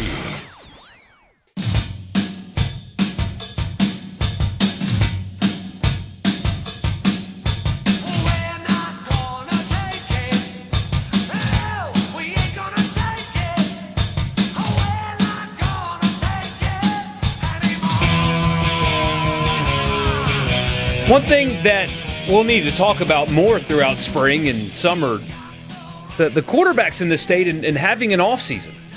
Because think about it. Despite the age differences, Mario Taylor did not have an offseason last year of being the guy. Yeah. It was Blake Shapen's team right until the very end. Same at Ole Miss. Trinidad did not have an offseason. He joined the team late, and it was Austin Simmons' team up until the point where it was not. Right. And so now he also has a full offseason to be the guy in preparation for a season. Yeah. I have a feeling... A little different for Trinidad because he did do, not in terms of the amount of media scrutiny, but he was the guy at Ferris State for a year, so he has that. But Mario, yeah, the last time he was the guy, he was getting ready to lead Knoxville County. A little bit different in the SEC than that. So I think that's an underrated part of this offseason. Look, I mean, every school gets one, right? But when you're talking about the quarterback position, when it's, all attention paid to you for a full offseason, I assume there's a lot of value in that neither one of these guys had a year ago. Well, again, different because Trinidad would have had a lot of reps at Ferris State. Mm-hmm. But yeah, for Camario, the first year that you're getting the majority of the reps at State. Last year, Shapen got the majority of the reps. Now, I made this comment on, I think it's on tomorrow's pod, but we all like Camario Taylor. We all think that we all see the talent, right? We see that the ceiling can be really, really high for him. But his next start will be his third. It's crazy.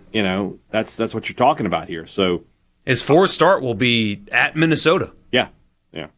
He gets, his first ever start was against the college football playoff team in the biggest game of the biggest rivalry game, one of them in college football. And, that's how his career started. So, but at the same time, State needs him to be good from the first minute. They're really only going to go as far as he can take them. They need him to be as good as advertised, as good. That's whatever the ceiling is for Camario Taylor as a sophomore, he needs to be really close to it for this team to be successful. For sure. How's he looked into practice? Obviously, probably pretty impressive. Practice? It's practice.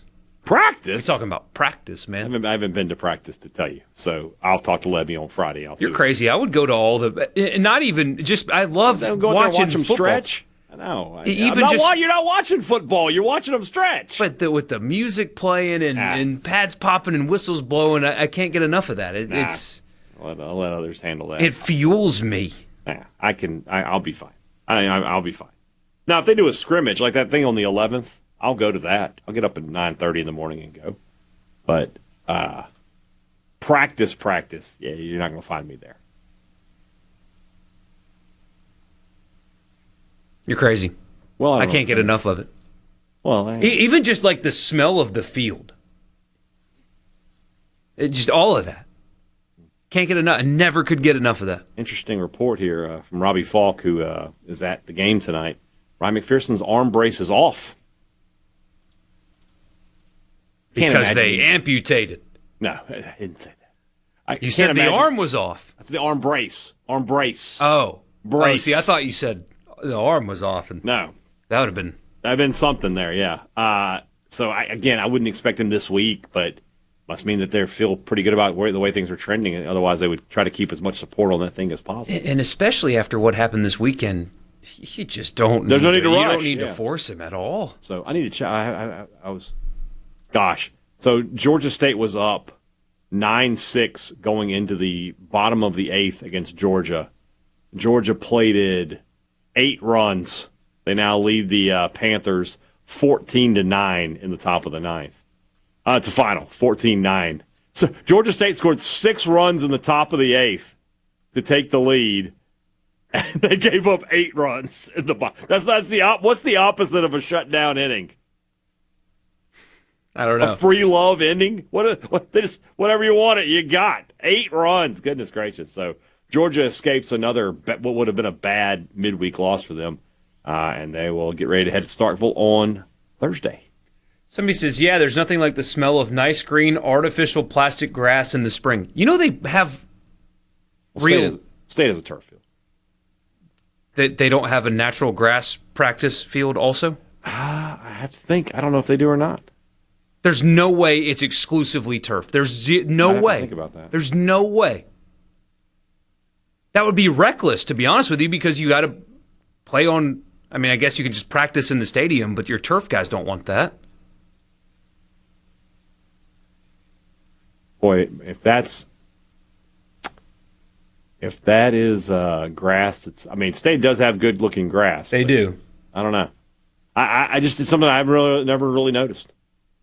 I'm sure it is, but I have to go out there and look. We'll be back tomorrow. Got a lot of baseball to talk about. Anything else that comes up between now and then, something will. And we'll see you tomorrow at 3. Good night.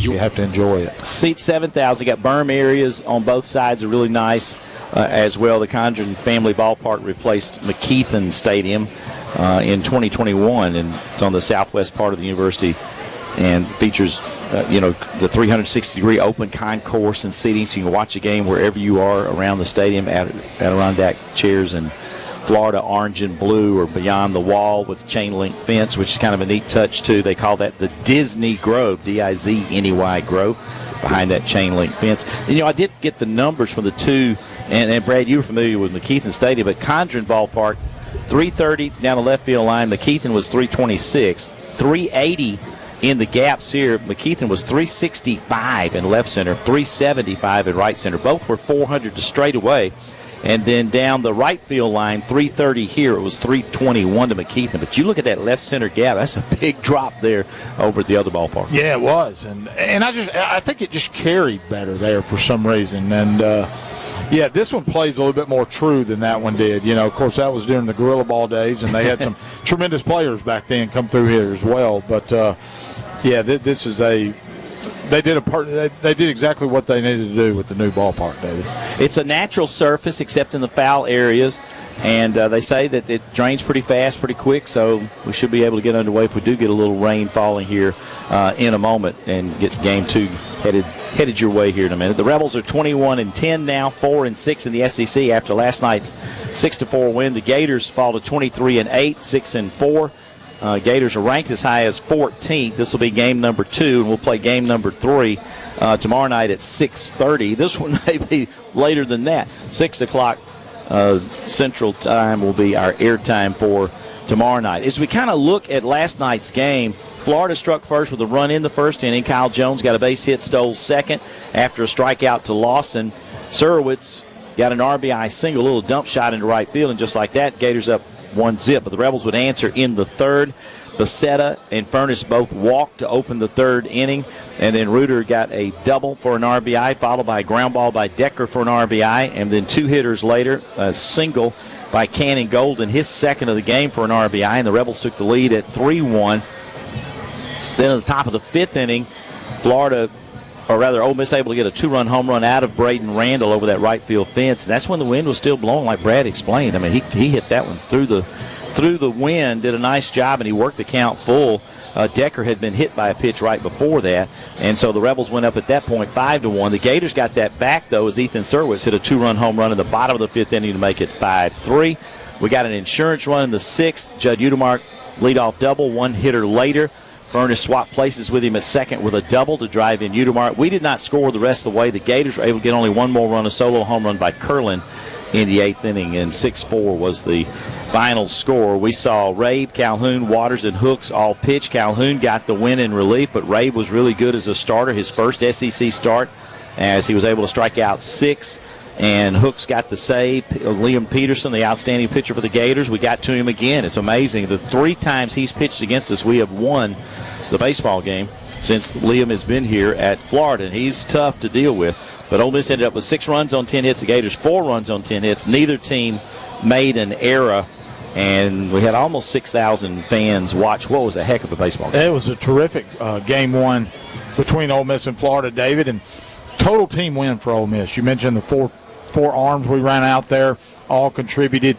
8 out of the 9 in the lineup in the order had a base hit for Ole Miss. I thought we played situational baseball. You know, there was a time we had second, third. Decker hits a ground ball to second base when we not only scored, moved the runner over. We did exactly what we had to do to win the baseball games. 2 things I think that go unnoticed defensively. They get second, third, hit a shot back to Rabe. We get the 1-5 to 2 put out. They kind of put a fire out, so to speak, in that inning. And then overall, and then there was another one. And I can't think. I had it on my tip of my tongue, but there was another. The pickoff. Yeah, the pickoff. They hit a solo shot, and then we walk the next guy, and you think, oh, here come the Gators and the momentum. And Walker Hooks picks him off, and it kind of put the fire out then, and we were able to hold on and get that game 1 victory. So Taylor Rabe gets the Tour Defense yellow shirt that we hand out. We got the Game Changer green. He gets the yellow shirt. So I'm picking at him before, during the pregame down there, talking to him about it. I said, "You got the yellow shirt, a pitcher?" And he said, "Yeah." I said, "I'm only the second pitcher to ever get one this year." And I said, "Really? Who else got one?" He said, "Cooper Johnson, who's on our staff, got one during practice." Picked up one in practice. I said, "So you're the first game pitcher to get a Tour de France yellow shirt?" I mean, he was proud of that thing, Hindu. Well, it should have been, David, because he had made another play come back right at him. One of them hit him in the leg, and he was able to. He was tremendous last night, not only defensively but on the mound. He kept us in it, was able to stretch it out against a really good lineup, and then obviously behind him, Calhoun, Hooks, and then Waters to finish it out. So again, total team win. You just hope they can carry that momentum here into game 2. The Rebels have gotten up to 51 home runs now in the year with the 2-run homer for Braden Randall in the game last night, too. It's always a good time for a big fly. Nicholas Air sponsors Home Runs, the exclusive private aviation partner of the Ole Miss Rebels. The next time you fly, hit it out of the park with Nicholas Air. Visit nicholasair.com. And then the other extra base hits, and we had some of those yesterday, too. Extra base hits, doubles, and triples are brought to you by NE-Spark, the most reliable, cost-efficient, lightning-fast internet around. Whether you're streaming the Rebs or surfing the web, Spark offers both residential and business options. Visit nespark.com to learn more and register for Spark Internet Service. We're going to continue with our pregame show and look at the pitching matchup when we come back. Right now, the grounds crew has got everybody off the field. We're under a lightning delay. We're hoping it won't be a real long one, but nonetheless, the first pitch is going to be delayed to some degree, and we'll let you know what the details are a little bit later. But we'll continue with our pregame show shortly on the Ole Miss Radio Network. The right field terrace isn't just a place, it's a vibe where the red and blue roar among home run showers, sending opponents into delirium and bringing the energy to Swayze Field. This Ole Miss tradition is brought to you by Ford F-Series, America's best-selling trucks 49 years straight. Drive F-150, official truck of the Rebels, only at your Mississippi Ford dealer, based on 1977 to 2025 total sales. Whether it is before you head to Swayze to watch our Rebs play or after the game celebrating a Rebel win, Funky's Oxford is where you want to be this baseball season. With 18 daiquiri machines, an expansive liquor selection, and Oxford's favorite pizza, Funky's is the place to bring your friends, family, and Fido. Rebels play away? We've got you taken care of with full coverage of the Road Rebs on our 15 TVs. From Oxford to Omaha, come hang out at Funky's to make the most of your baseball season. Ole Miss baseball returns after a word from your local station. This is the Ole Miss Sports Network from Learfield.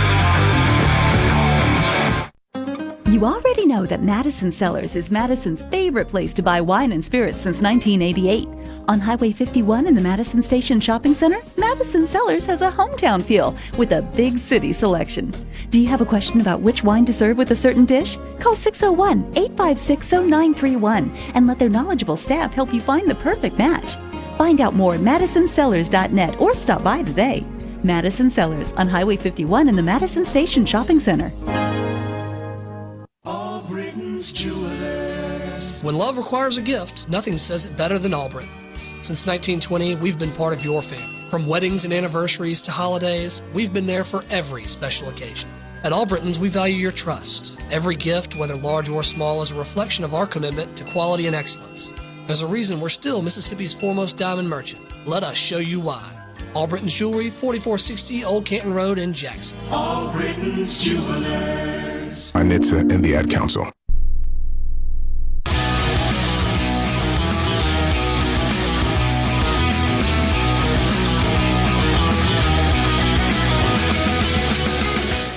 Welcome back to Condren Family Ballpark, home of the Florida Gators. Gators won the 2017 National Championship. Ole Miss won the 2022 National Championship. Two teams meeting here in 2026 in a series where Ole Miss won Game 1 last night by a score of 6-4. Hey, don't forget Rebel Stolen Bases in the game are also presented by Wade Incorporated, who's been serving Mississippi as your John Deere dealer since 1909 with 14 locations to choose from. Be sure to visit your nearest Wade Incorporated dealership for all of your lawn, small, and large tractor needs when it comes time to choose. Remember, nothing runs like a Deere. Rebels are now 28 of 36 in stolen bases. Becerra had a couple of those in last night's game.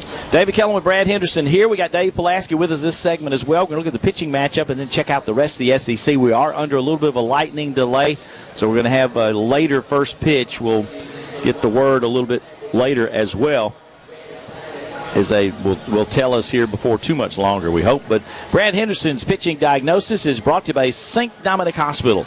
Know your own vital stats with the online heart risk assessment. Visit stdom.com/healthyheart to get started.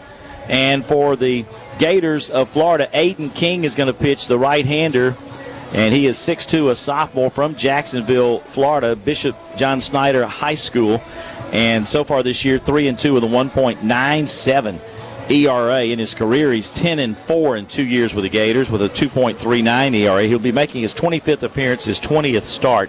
112 career strikeouts, 32 walks in his career as well. So far this year, Brad, he's gone 3-2. He's got a win over UAB. He's got a win over Kennesaw State and a win in the SEC over South Carolina. His two losses are to High Point and Alabama. Last week at Arkansas, of course, the Gators swept the Hogs in Fayetteville. He had a no decision, went 3 2/3, 5 hits, 3 runs, all earned. The most pitches he's had in the game, 87.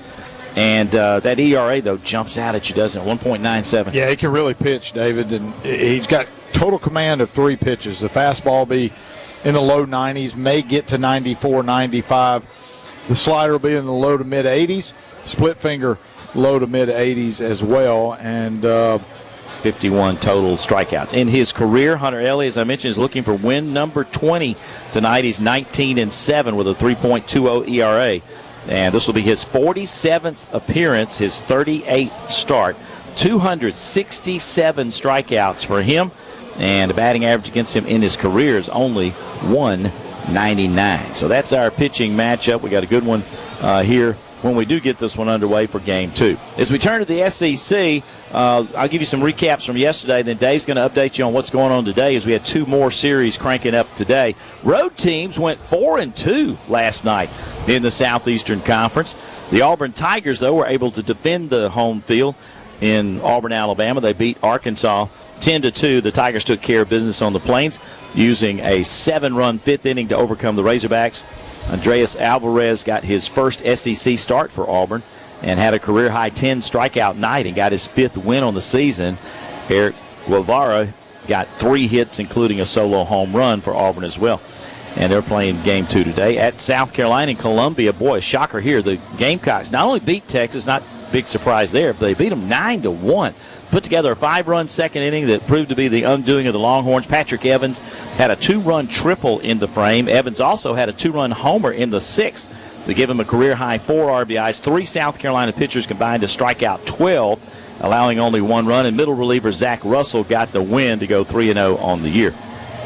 Crimson Tide of Alabama went on the road to Oklahoma and won 10-7 in Game 1. Bama has won 7 straight conference games for the first time since 1997.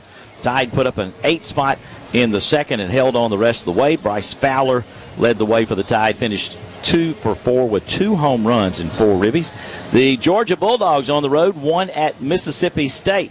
Both of those teams are ranked as high as 4th in polls, and Georgia won 10-9. The Georgia Dogs built up an 8-run lead on the State Dogs and were 2 runs from a run rule win, but MSU stormed back to cut it to 1 using a 5-run 7th and fell short with 2 runs in the 9th. State left the tying run at second base. Trey Phelps went 3 for 5 for Georgia with a 3-run homer and 4 RBIs. Phelps now has 13 long balls on the season. And Vanderbilt went to College Station and beat Texas A&M 14-8. Wind must have been blowing out, Hindu. The Aggies and the Commodores combined for 10 homers. Brad's last hit as a Rebel was there. Hit the scoreboard, right? At College Station. Yeah, he's pretty good at Bluebell, doesn't it, DK? For the second time this season, the Doors, Colin Barzee, he's a good one, left the yard 3 times in the game. Got to love that. He's the first Commodore with multiple 3-run home run games in a season in program history. He had 2 solo shots and a 2-run shot. What about today? Well, one is already over as Alabama and Oklahoma played game 2. Dave Pulaski's got to look at today's action. Yeah, DK, other games that are going on. There is one game going on right now. It's in Knoxville as LSU and Tennessee get their series cranked up. Right now it is a 1-1 score in the top of the 4th. Jake Brown with a solo homer for LSU. Henry Ford was able to answer with a hit of his own, and right now it's a 1-1 game series opener between LSU and Tennessee, top of the 4th inning on Rocky Top. The Tigers now on a 3-game winning streak after topping Southern 16-6 in 7 innings on Tuesday. They've won 4 of the last 5 games. I actually got them above the 500 mark for March. They really struggled throughout the month, and now trying to turn the page into April. They went 10-9 in March after going 10-1 in February. Tennessee, meanwhile, a 13-4 win against Austin Peay on Tuesday to snap a 3-game losing streak. That was the sweep at Vanderbilt, in which they suffered all walk-off losses at the hands of the arch-rival Commodores that helped drop Tennessee out of the national rankings for the first time in 103 straight polls. Tennessee, meanwhile, they've had some home dominance against LSU. They've won 8 straight home meetings at Lindsey Nelson Stadium, a 2024 sweep, and then a 2021 regular season and super regional sweep en route to the College World Series. The last time they lost at home was against LSU in 2016 when they were swept, and they're 16-4 at home this season. LSU trying to snap those streaks going against Tennessee this afternoon. Meanwhile, you talked about the games that took place earlier today. Oklahoma, a winner over Alabama 4-2, so that snaps the Crimson Tide's 9-game winning streak.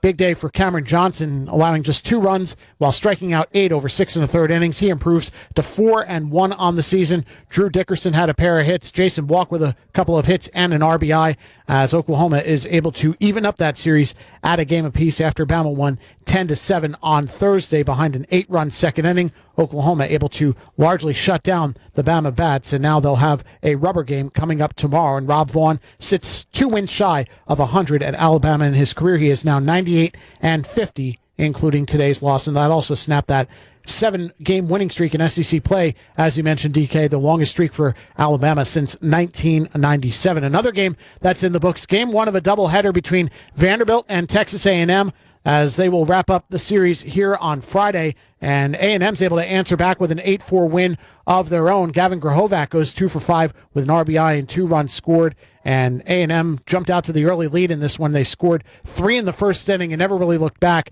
They had the game tied up at 3 apiece in the fifth inning before they were able to put up fence posts in each of their final 4 at-bats. Runs in the 5th, 6th, 7th, and 8th to come away with the 8-4 victory to even up that series at 1 apiece. And now the rubber game will be taking place roughly 45 minutes from now in Bryan College Station. And you talked about the ball flying out of the yard yesterday. Vanderbilt hit 5 home runs.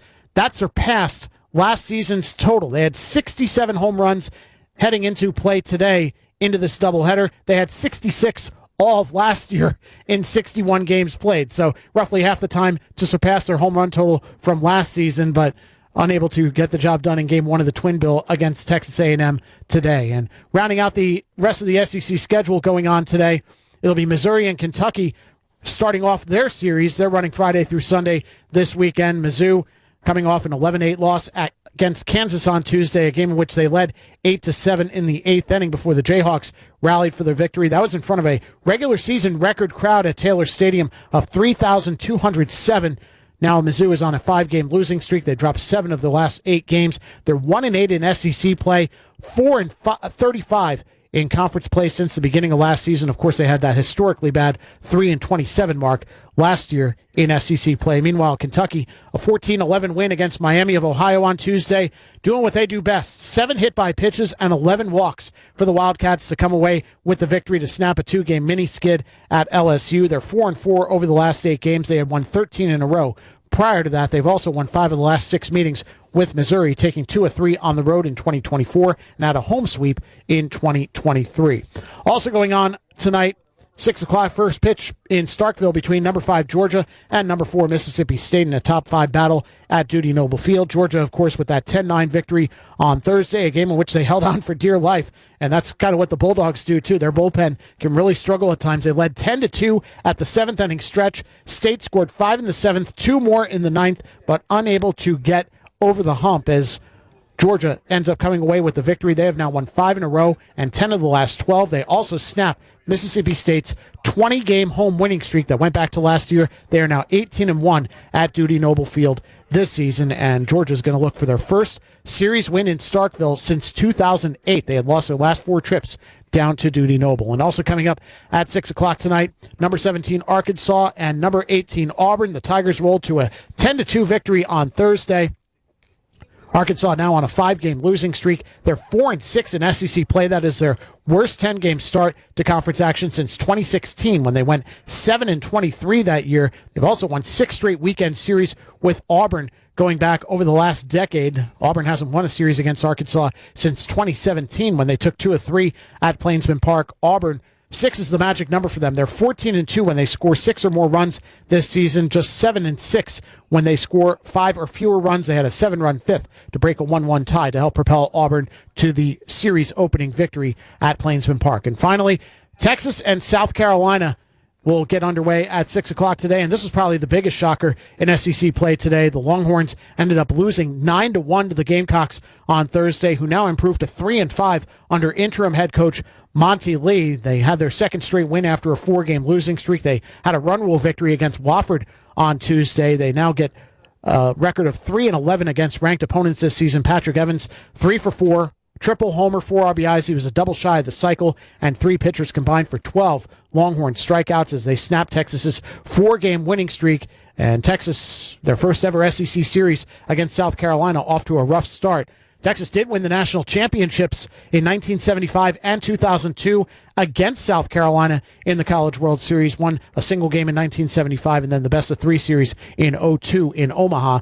And that's a look at your SEC scoreboard. And DK, in a little bit, we'll get into some Major League scores as well because we haven't really touched on it. There are 86 SEC players that were represented on Major League Baseball opening day rosters this year. And if, depending on how long this delay may end up going, I might have a couple of trivia questions for you guys in the booth. Oh, okay. That sounds like a winner. We hate trivia questions, but that's all right. Hey, I'm just trying to find a way to pass the time for us, buddy. Got you. We're in a lightning delay here at Conjure Ballpark in Gainesville. No rain falling at the moment. So thank you, Dave. Georgia leads the league right now at 8-2 going to that game tonight against Mississippi State. State and Texas are next at 7-3. And then you got Alabama at 7-4. Florida is 6-4. You've got Kentucky at 5-4. Vanderbilt and Texas A&M are now 6-5. That's the current standings, if you will. Auburn is 5-5. LSU 4-5. Actually, you've got Oklahoma's jumped to 5-6. It should slip them above them. And then Arkansas and Ole Miss are both 4-6. Tennessee is 3-6. South Carolina 2-8. Missouri is 1-8. So that's the standings at the current moment in the SEC. Kevin O'Sullivan, the head coach for the Florida Gators, is from Jupiter, Florida. He's been the head coach here since 2007. He was the associate head coach at Clemson at one point. He also was an assistant coach with Minnesota Twins Rookie League. He was an assistant coach at Virginia, his alma mater. Heavy, dominant right-handed lineup.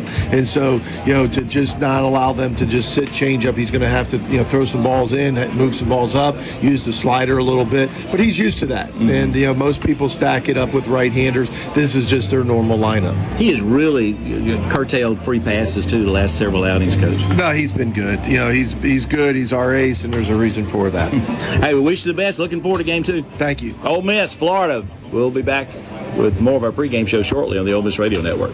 Hey, when you're hurt, you want a doctor you can trust. That's why athletes across Mississippi, from Ole Miss to high schools statewide, turn to Mississippi Sports Medicine. With 16 locations from Brookhaven up to Hernando, they're the trusted orthopedic team physicians for the Rebels, the MHSAA, and schools all over the state. Their surgeons have performed over half of Mississippi's total joint replacements, while their walk-in clinics and 24/7 online availability make access to care easy. Visit MississippiSportsMedicine.com for more information.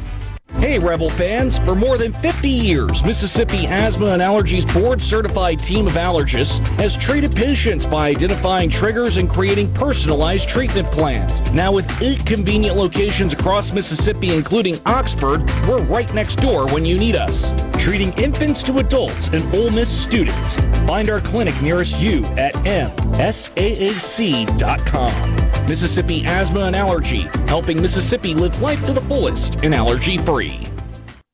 Hitting them long and touching them all. Yes, sir, baby! That ball is out of here! This is Ole Miss Baseball from Learfield.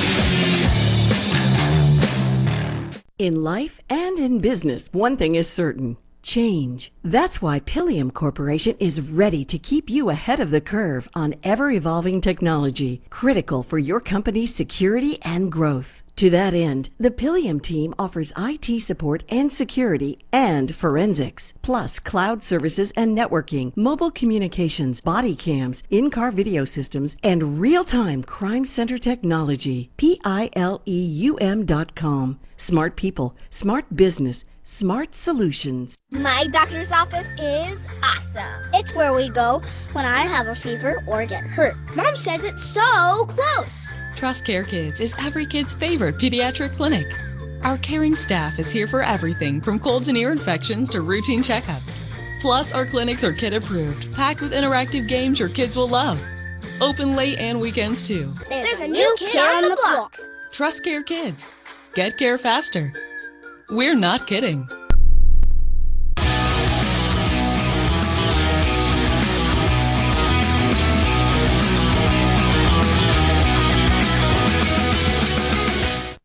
Welcome back to the Ole Miss Dugout Show. It's time now for today's starting lineups, brought to you by Atmos Energy, your natural gas company. And we will look at the starting lineups. We're still in a lightning delay here in Gainesville, Florida. We're supposed to have the first pitch around 6:32 local time, 5:32 Central Time, but we are in that lightning delay, and I just checked with the main media folks over there, Sports Information, and they have not been given a start time at this point. It's just a matter of watching this cell. Hopefully the Lightning will get out of here and we'll get played pretty quick. But we can give you the starting lineups for tonight's game. Judd Udemark will lead off for Ole Miss, the third baseman. Bats and throws right-handed, the senior from Charlotte, North Carolina. This is the same lineup, actually, that we used last night. Hitting second is Tristan Pacetta, the right fielder, who bats and throws left-handed, the senior from Greenville, South Carolina, who transferred to Ole Miss from Clemson. Batting third for the Rebels will be Will Furnace, playing first base. Bats left, throws right, the senior out of Nacogdoches, Texas. Hitting cleanup, Colin Reuter, the designated hitter. And Colin's a right-handed batting senior from Olive Branch, Mississippi. We got to where we're calling him Mr. Double, the BYU transfer from a couple of years ago. He got another one last night, sitting on 11 doubles and leading the Rebels. Batting fifth is Dom Decker, the second baseman. Left-handed hitting junior from Sellersburg, Indiana, who came to Ole Miss from Murray State. Hitting 6th is Braden Randall, the shortstop. He's been at Ole Miss his entire career. Left-hand hitting junior from Rockwall, Texas. Got a 2-run homer in the win last night. Cannon Golden will get another start, back-to-back days. And hit in the 7th slot. He's playing left field. Bats and throws left-handed. The freshman from Buford, Georgia. Hitting 8th for Ole Miss will be Austin Fawley, the catcher.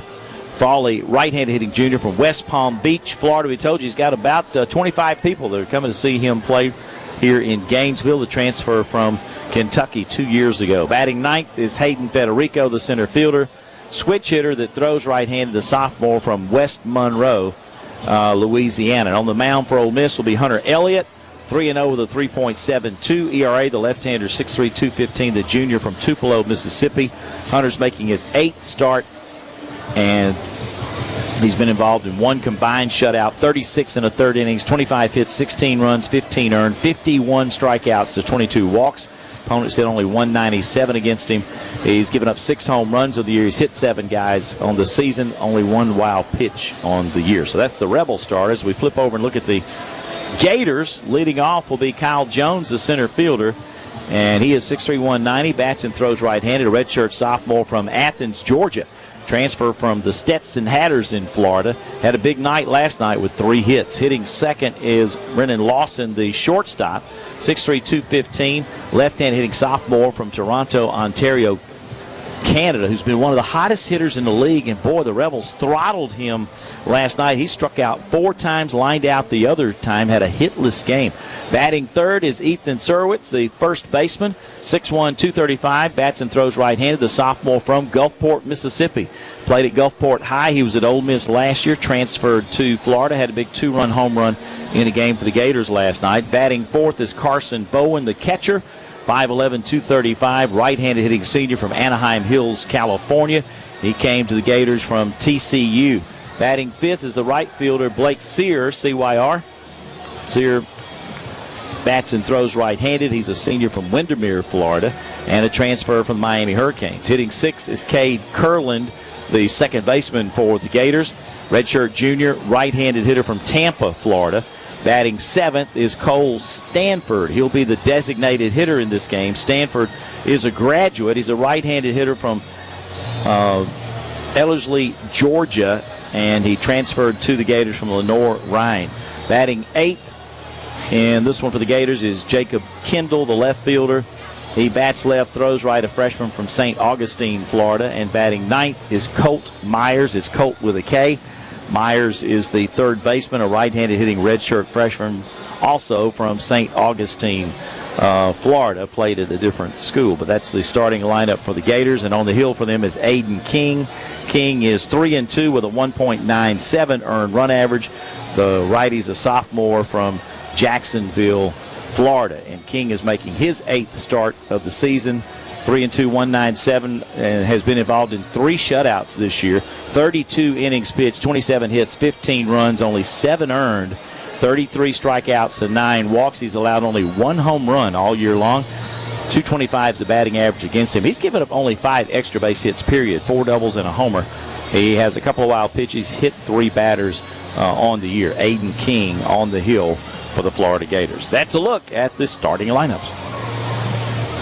Today's starting lineups have been brought to you by Atmos Energy, your natural gas company. The first pitch is coming your way next as Ole Miss baseball continues right after these messages.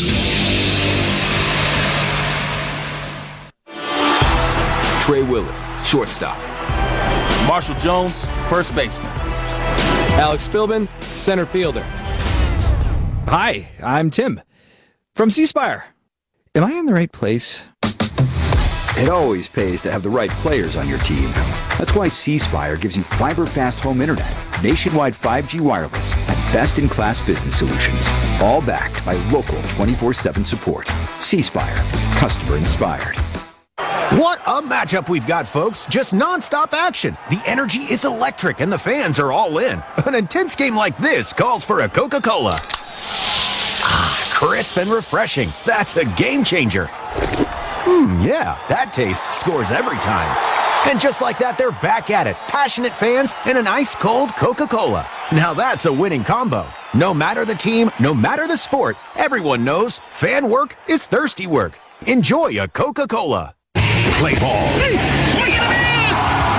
He struck him out! This is Ole Miss baseball from Learfield. We've sent that Rip Van Winkle guy to the dentist. Hey, what? Hey, what? And what's worse than a trip to the dentist? Your wife's paint project that you've put off. Let Seabrook Paint in Jackson and Ridgeland find that Benjamin Moore paint and a contractor that will get you back doing the important things in life, like grilling and watching sports. Seabrook, Benjamin Moore Paint, and a happy wife, happy life. Seabrook Paint in Jackson on Monument and in Ridgeland on West Jackson. First down. Jack Hoffman here with Tico Steakhouse. My dad started the legacy in Ridgeland in 1989, and I've continued that legacy in Oxford. Whether you're craving a perfectly cooked steak, warm, friendly atmosphere, or a strong pour at the bar, we got a seat waiting for you. 2 locations, 1 legacy. Ridgeland off County Line and Oxford on the Square. The perfect place to celebrate with friends, family, or the special occasion. Come taste the tradition at Tico Steakhouse.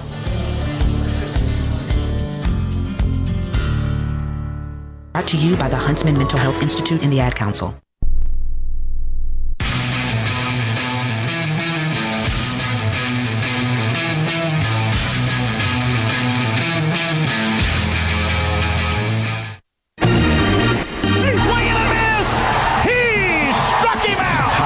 Toddy. You remember Omaha, baby. This is Ole Miss baseball. And you can forget it because it's out of here. Showers in the outfield. That was a rob job. A towering shot to the wall. Back to back to back. First double play. And the Rebels are out of the inning. Strike 3 called. He got him on a high fastball. And the Ole Miss Rebels are your national champions. It's time to play ball. Today's play-by-play coverage of Ole Miss baseball is brought to you by C Spire, official wireless provider of Ole Miss athletics. Coca-Cola. Out of this league right into, in fact, we've been almost like a farm system for the major leagues for a long, long time. And sometimes guys, depending on if they're in an organization where their position doesn't let you move as fast, it takes a while. You're in the minors for a long time. Others, get in the right organization and get called up pretty quickly. It depends on your skills as well. But most of the guys that come out of this league that are liked by Major League Baseball, most of them have a shot to get there. Yeah, and the interesting thing, the league has gotten so good now that most of these guys had a chance to be drafted out of high school, right? And wanted to come to this level. And I still hear the terminology, SEC baseball is a lot like AA baseball, and I think that probably still holds true today with the talent you see out there. And what'd you say, Dave? How many SEC guys were on opening day rosters? 86, 71 active rosters, wow. 15 on injured list, so 86 total. Wow, that is amazing. That's a lot. We're going to throw it to Dave. He's going to give you some more information about that while we're in this lightning delay. Might as well, right? Let's talk a little bit more about that. So Florida has the most former players on Major League rosters with 12, LSU with 11, Vandy with 8, Ole Miss has 4.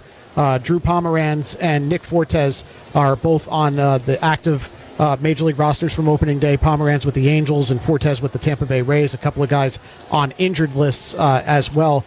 Representing Ole Miss, Gunnar Hoagland with the Athletics and James MacArthur from the Kansas City Royals. So here's where we get into the trivia questions, okay? So brace yourselves for this. All right. There are 2 teams that had 6 SEC guys on the opening day roster. That's the most. Wow. Can you try and name the 2 teams with the most? 6 guys? 6 guys. Opening day roster. Both in the American League. That could be anybody. Who do you think can do? 6 guys on 2 separate teams. Yep. So 12 total SEC players. Yes. Split between 2 teams. Uh-huh. On the opening day roster. On the opening day roster, both. We're including injured list guys too. So Toronto. No. Strike 1. Oakland. No. The Cubs. No. Both American League. AL. Oh, AL. They're AL. I'm just guessing.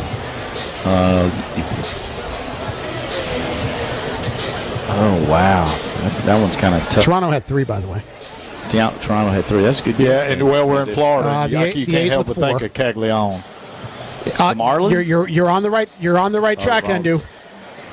With Caglione. What's his team? Who is Jack playing with? Who's he with, Dave? Go ahead. Kansas City.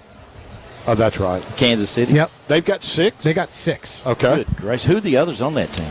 Let's see. Jonathan India. Throw it back at you. Alex Lang, Michael Waka, Stephen Kolek, and they have James MacArthur representing Ole Miss on the injured list. Former Rebel. Mm-hmm. Yep. James is one of those two that, coming out of college, he had a good college experience, but, you didn't necessarily project him immediately to Major League. But, man, he just got There's guys better. like that, aren't there? Yeah, I was announcing games with Radford about 10 years ago, and Spencer Horwitz, who's playing on the Pittsburgh Pirates, was on those Radford teams. Right. And, he found a home in Major League Baseball with the Blue Jays and now with the Pirates. Jacob Wagasback comes to mind with me with Toronto that was a really good college pitcher for us, but then he became a fantastic pro. So, it just shows you don't have to be a Drew Pomerantz. Or Lance Lynn. That's right. Or Jack Caglione. Or Jack Caglione. You probably make more money if you're those guys. Right. Caglione, the only way to deal with him was pitch behind him. I mean, that was just it. Yeah. Right? Yeah. And then you're going to have to face him on the mound, too. Yeah. Unbelievable. By the way, one of Jack's teammates is on that other team with 6 opening day guys. I can't get Chat GPT up quick enough. So there's another Gator on the another other Gator Gators on that other team. On both of the two Major League American League teams that have 6 SEC players. That would be who would be the other Gator? Got to be is it a pitcher? No, position player.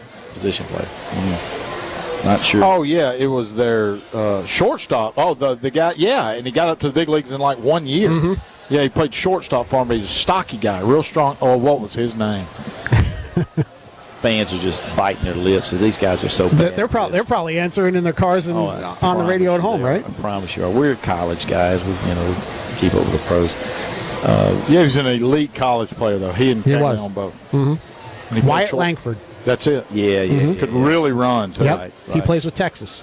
Yeah. So Kansas City and Texas, each with 6 guys. Let's see. Texas has Jalen Beeks, Jack Leiter and Kumar Rocker, Josh Smith, and Jordan Montgomery. Oh, okay. Yeah, it's amazing, though, when you think of that many guys out of this league. Yep. And by the way, only one team did not have an SEC guy on their opening day roster this year. Well, shame on them. They're going to lose a lot of games. Let's not go that far. Care to guess the team based who on was that clue? The Dodgers, the defending world champions. Oh, well, no, that would be different. Wow.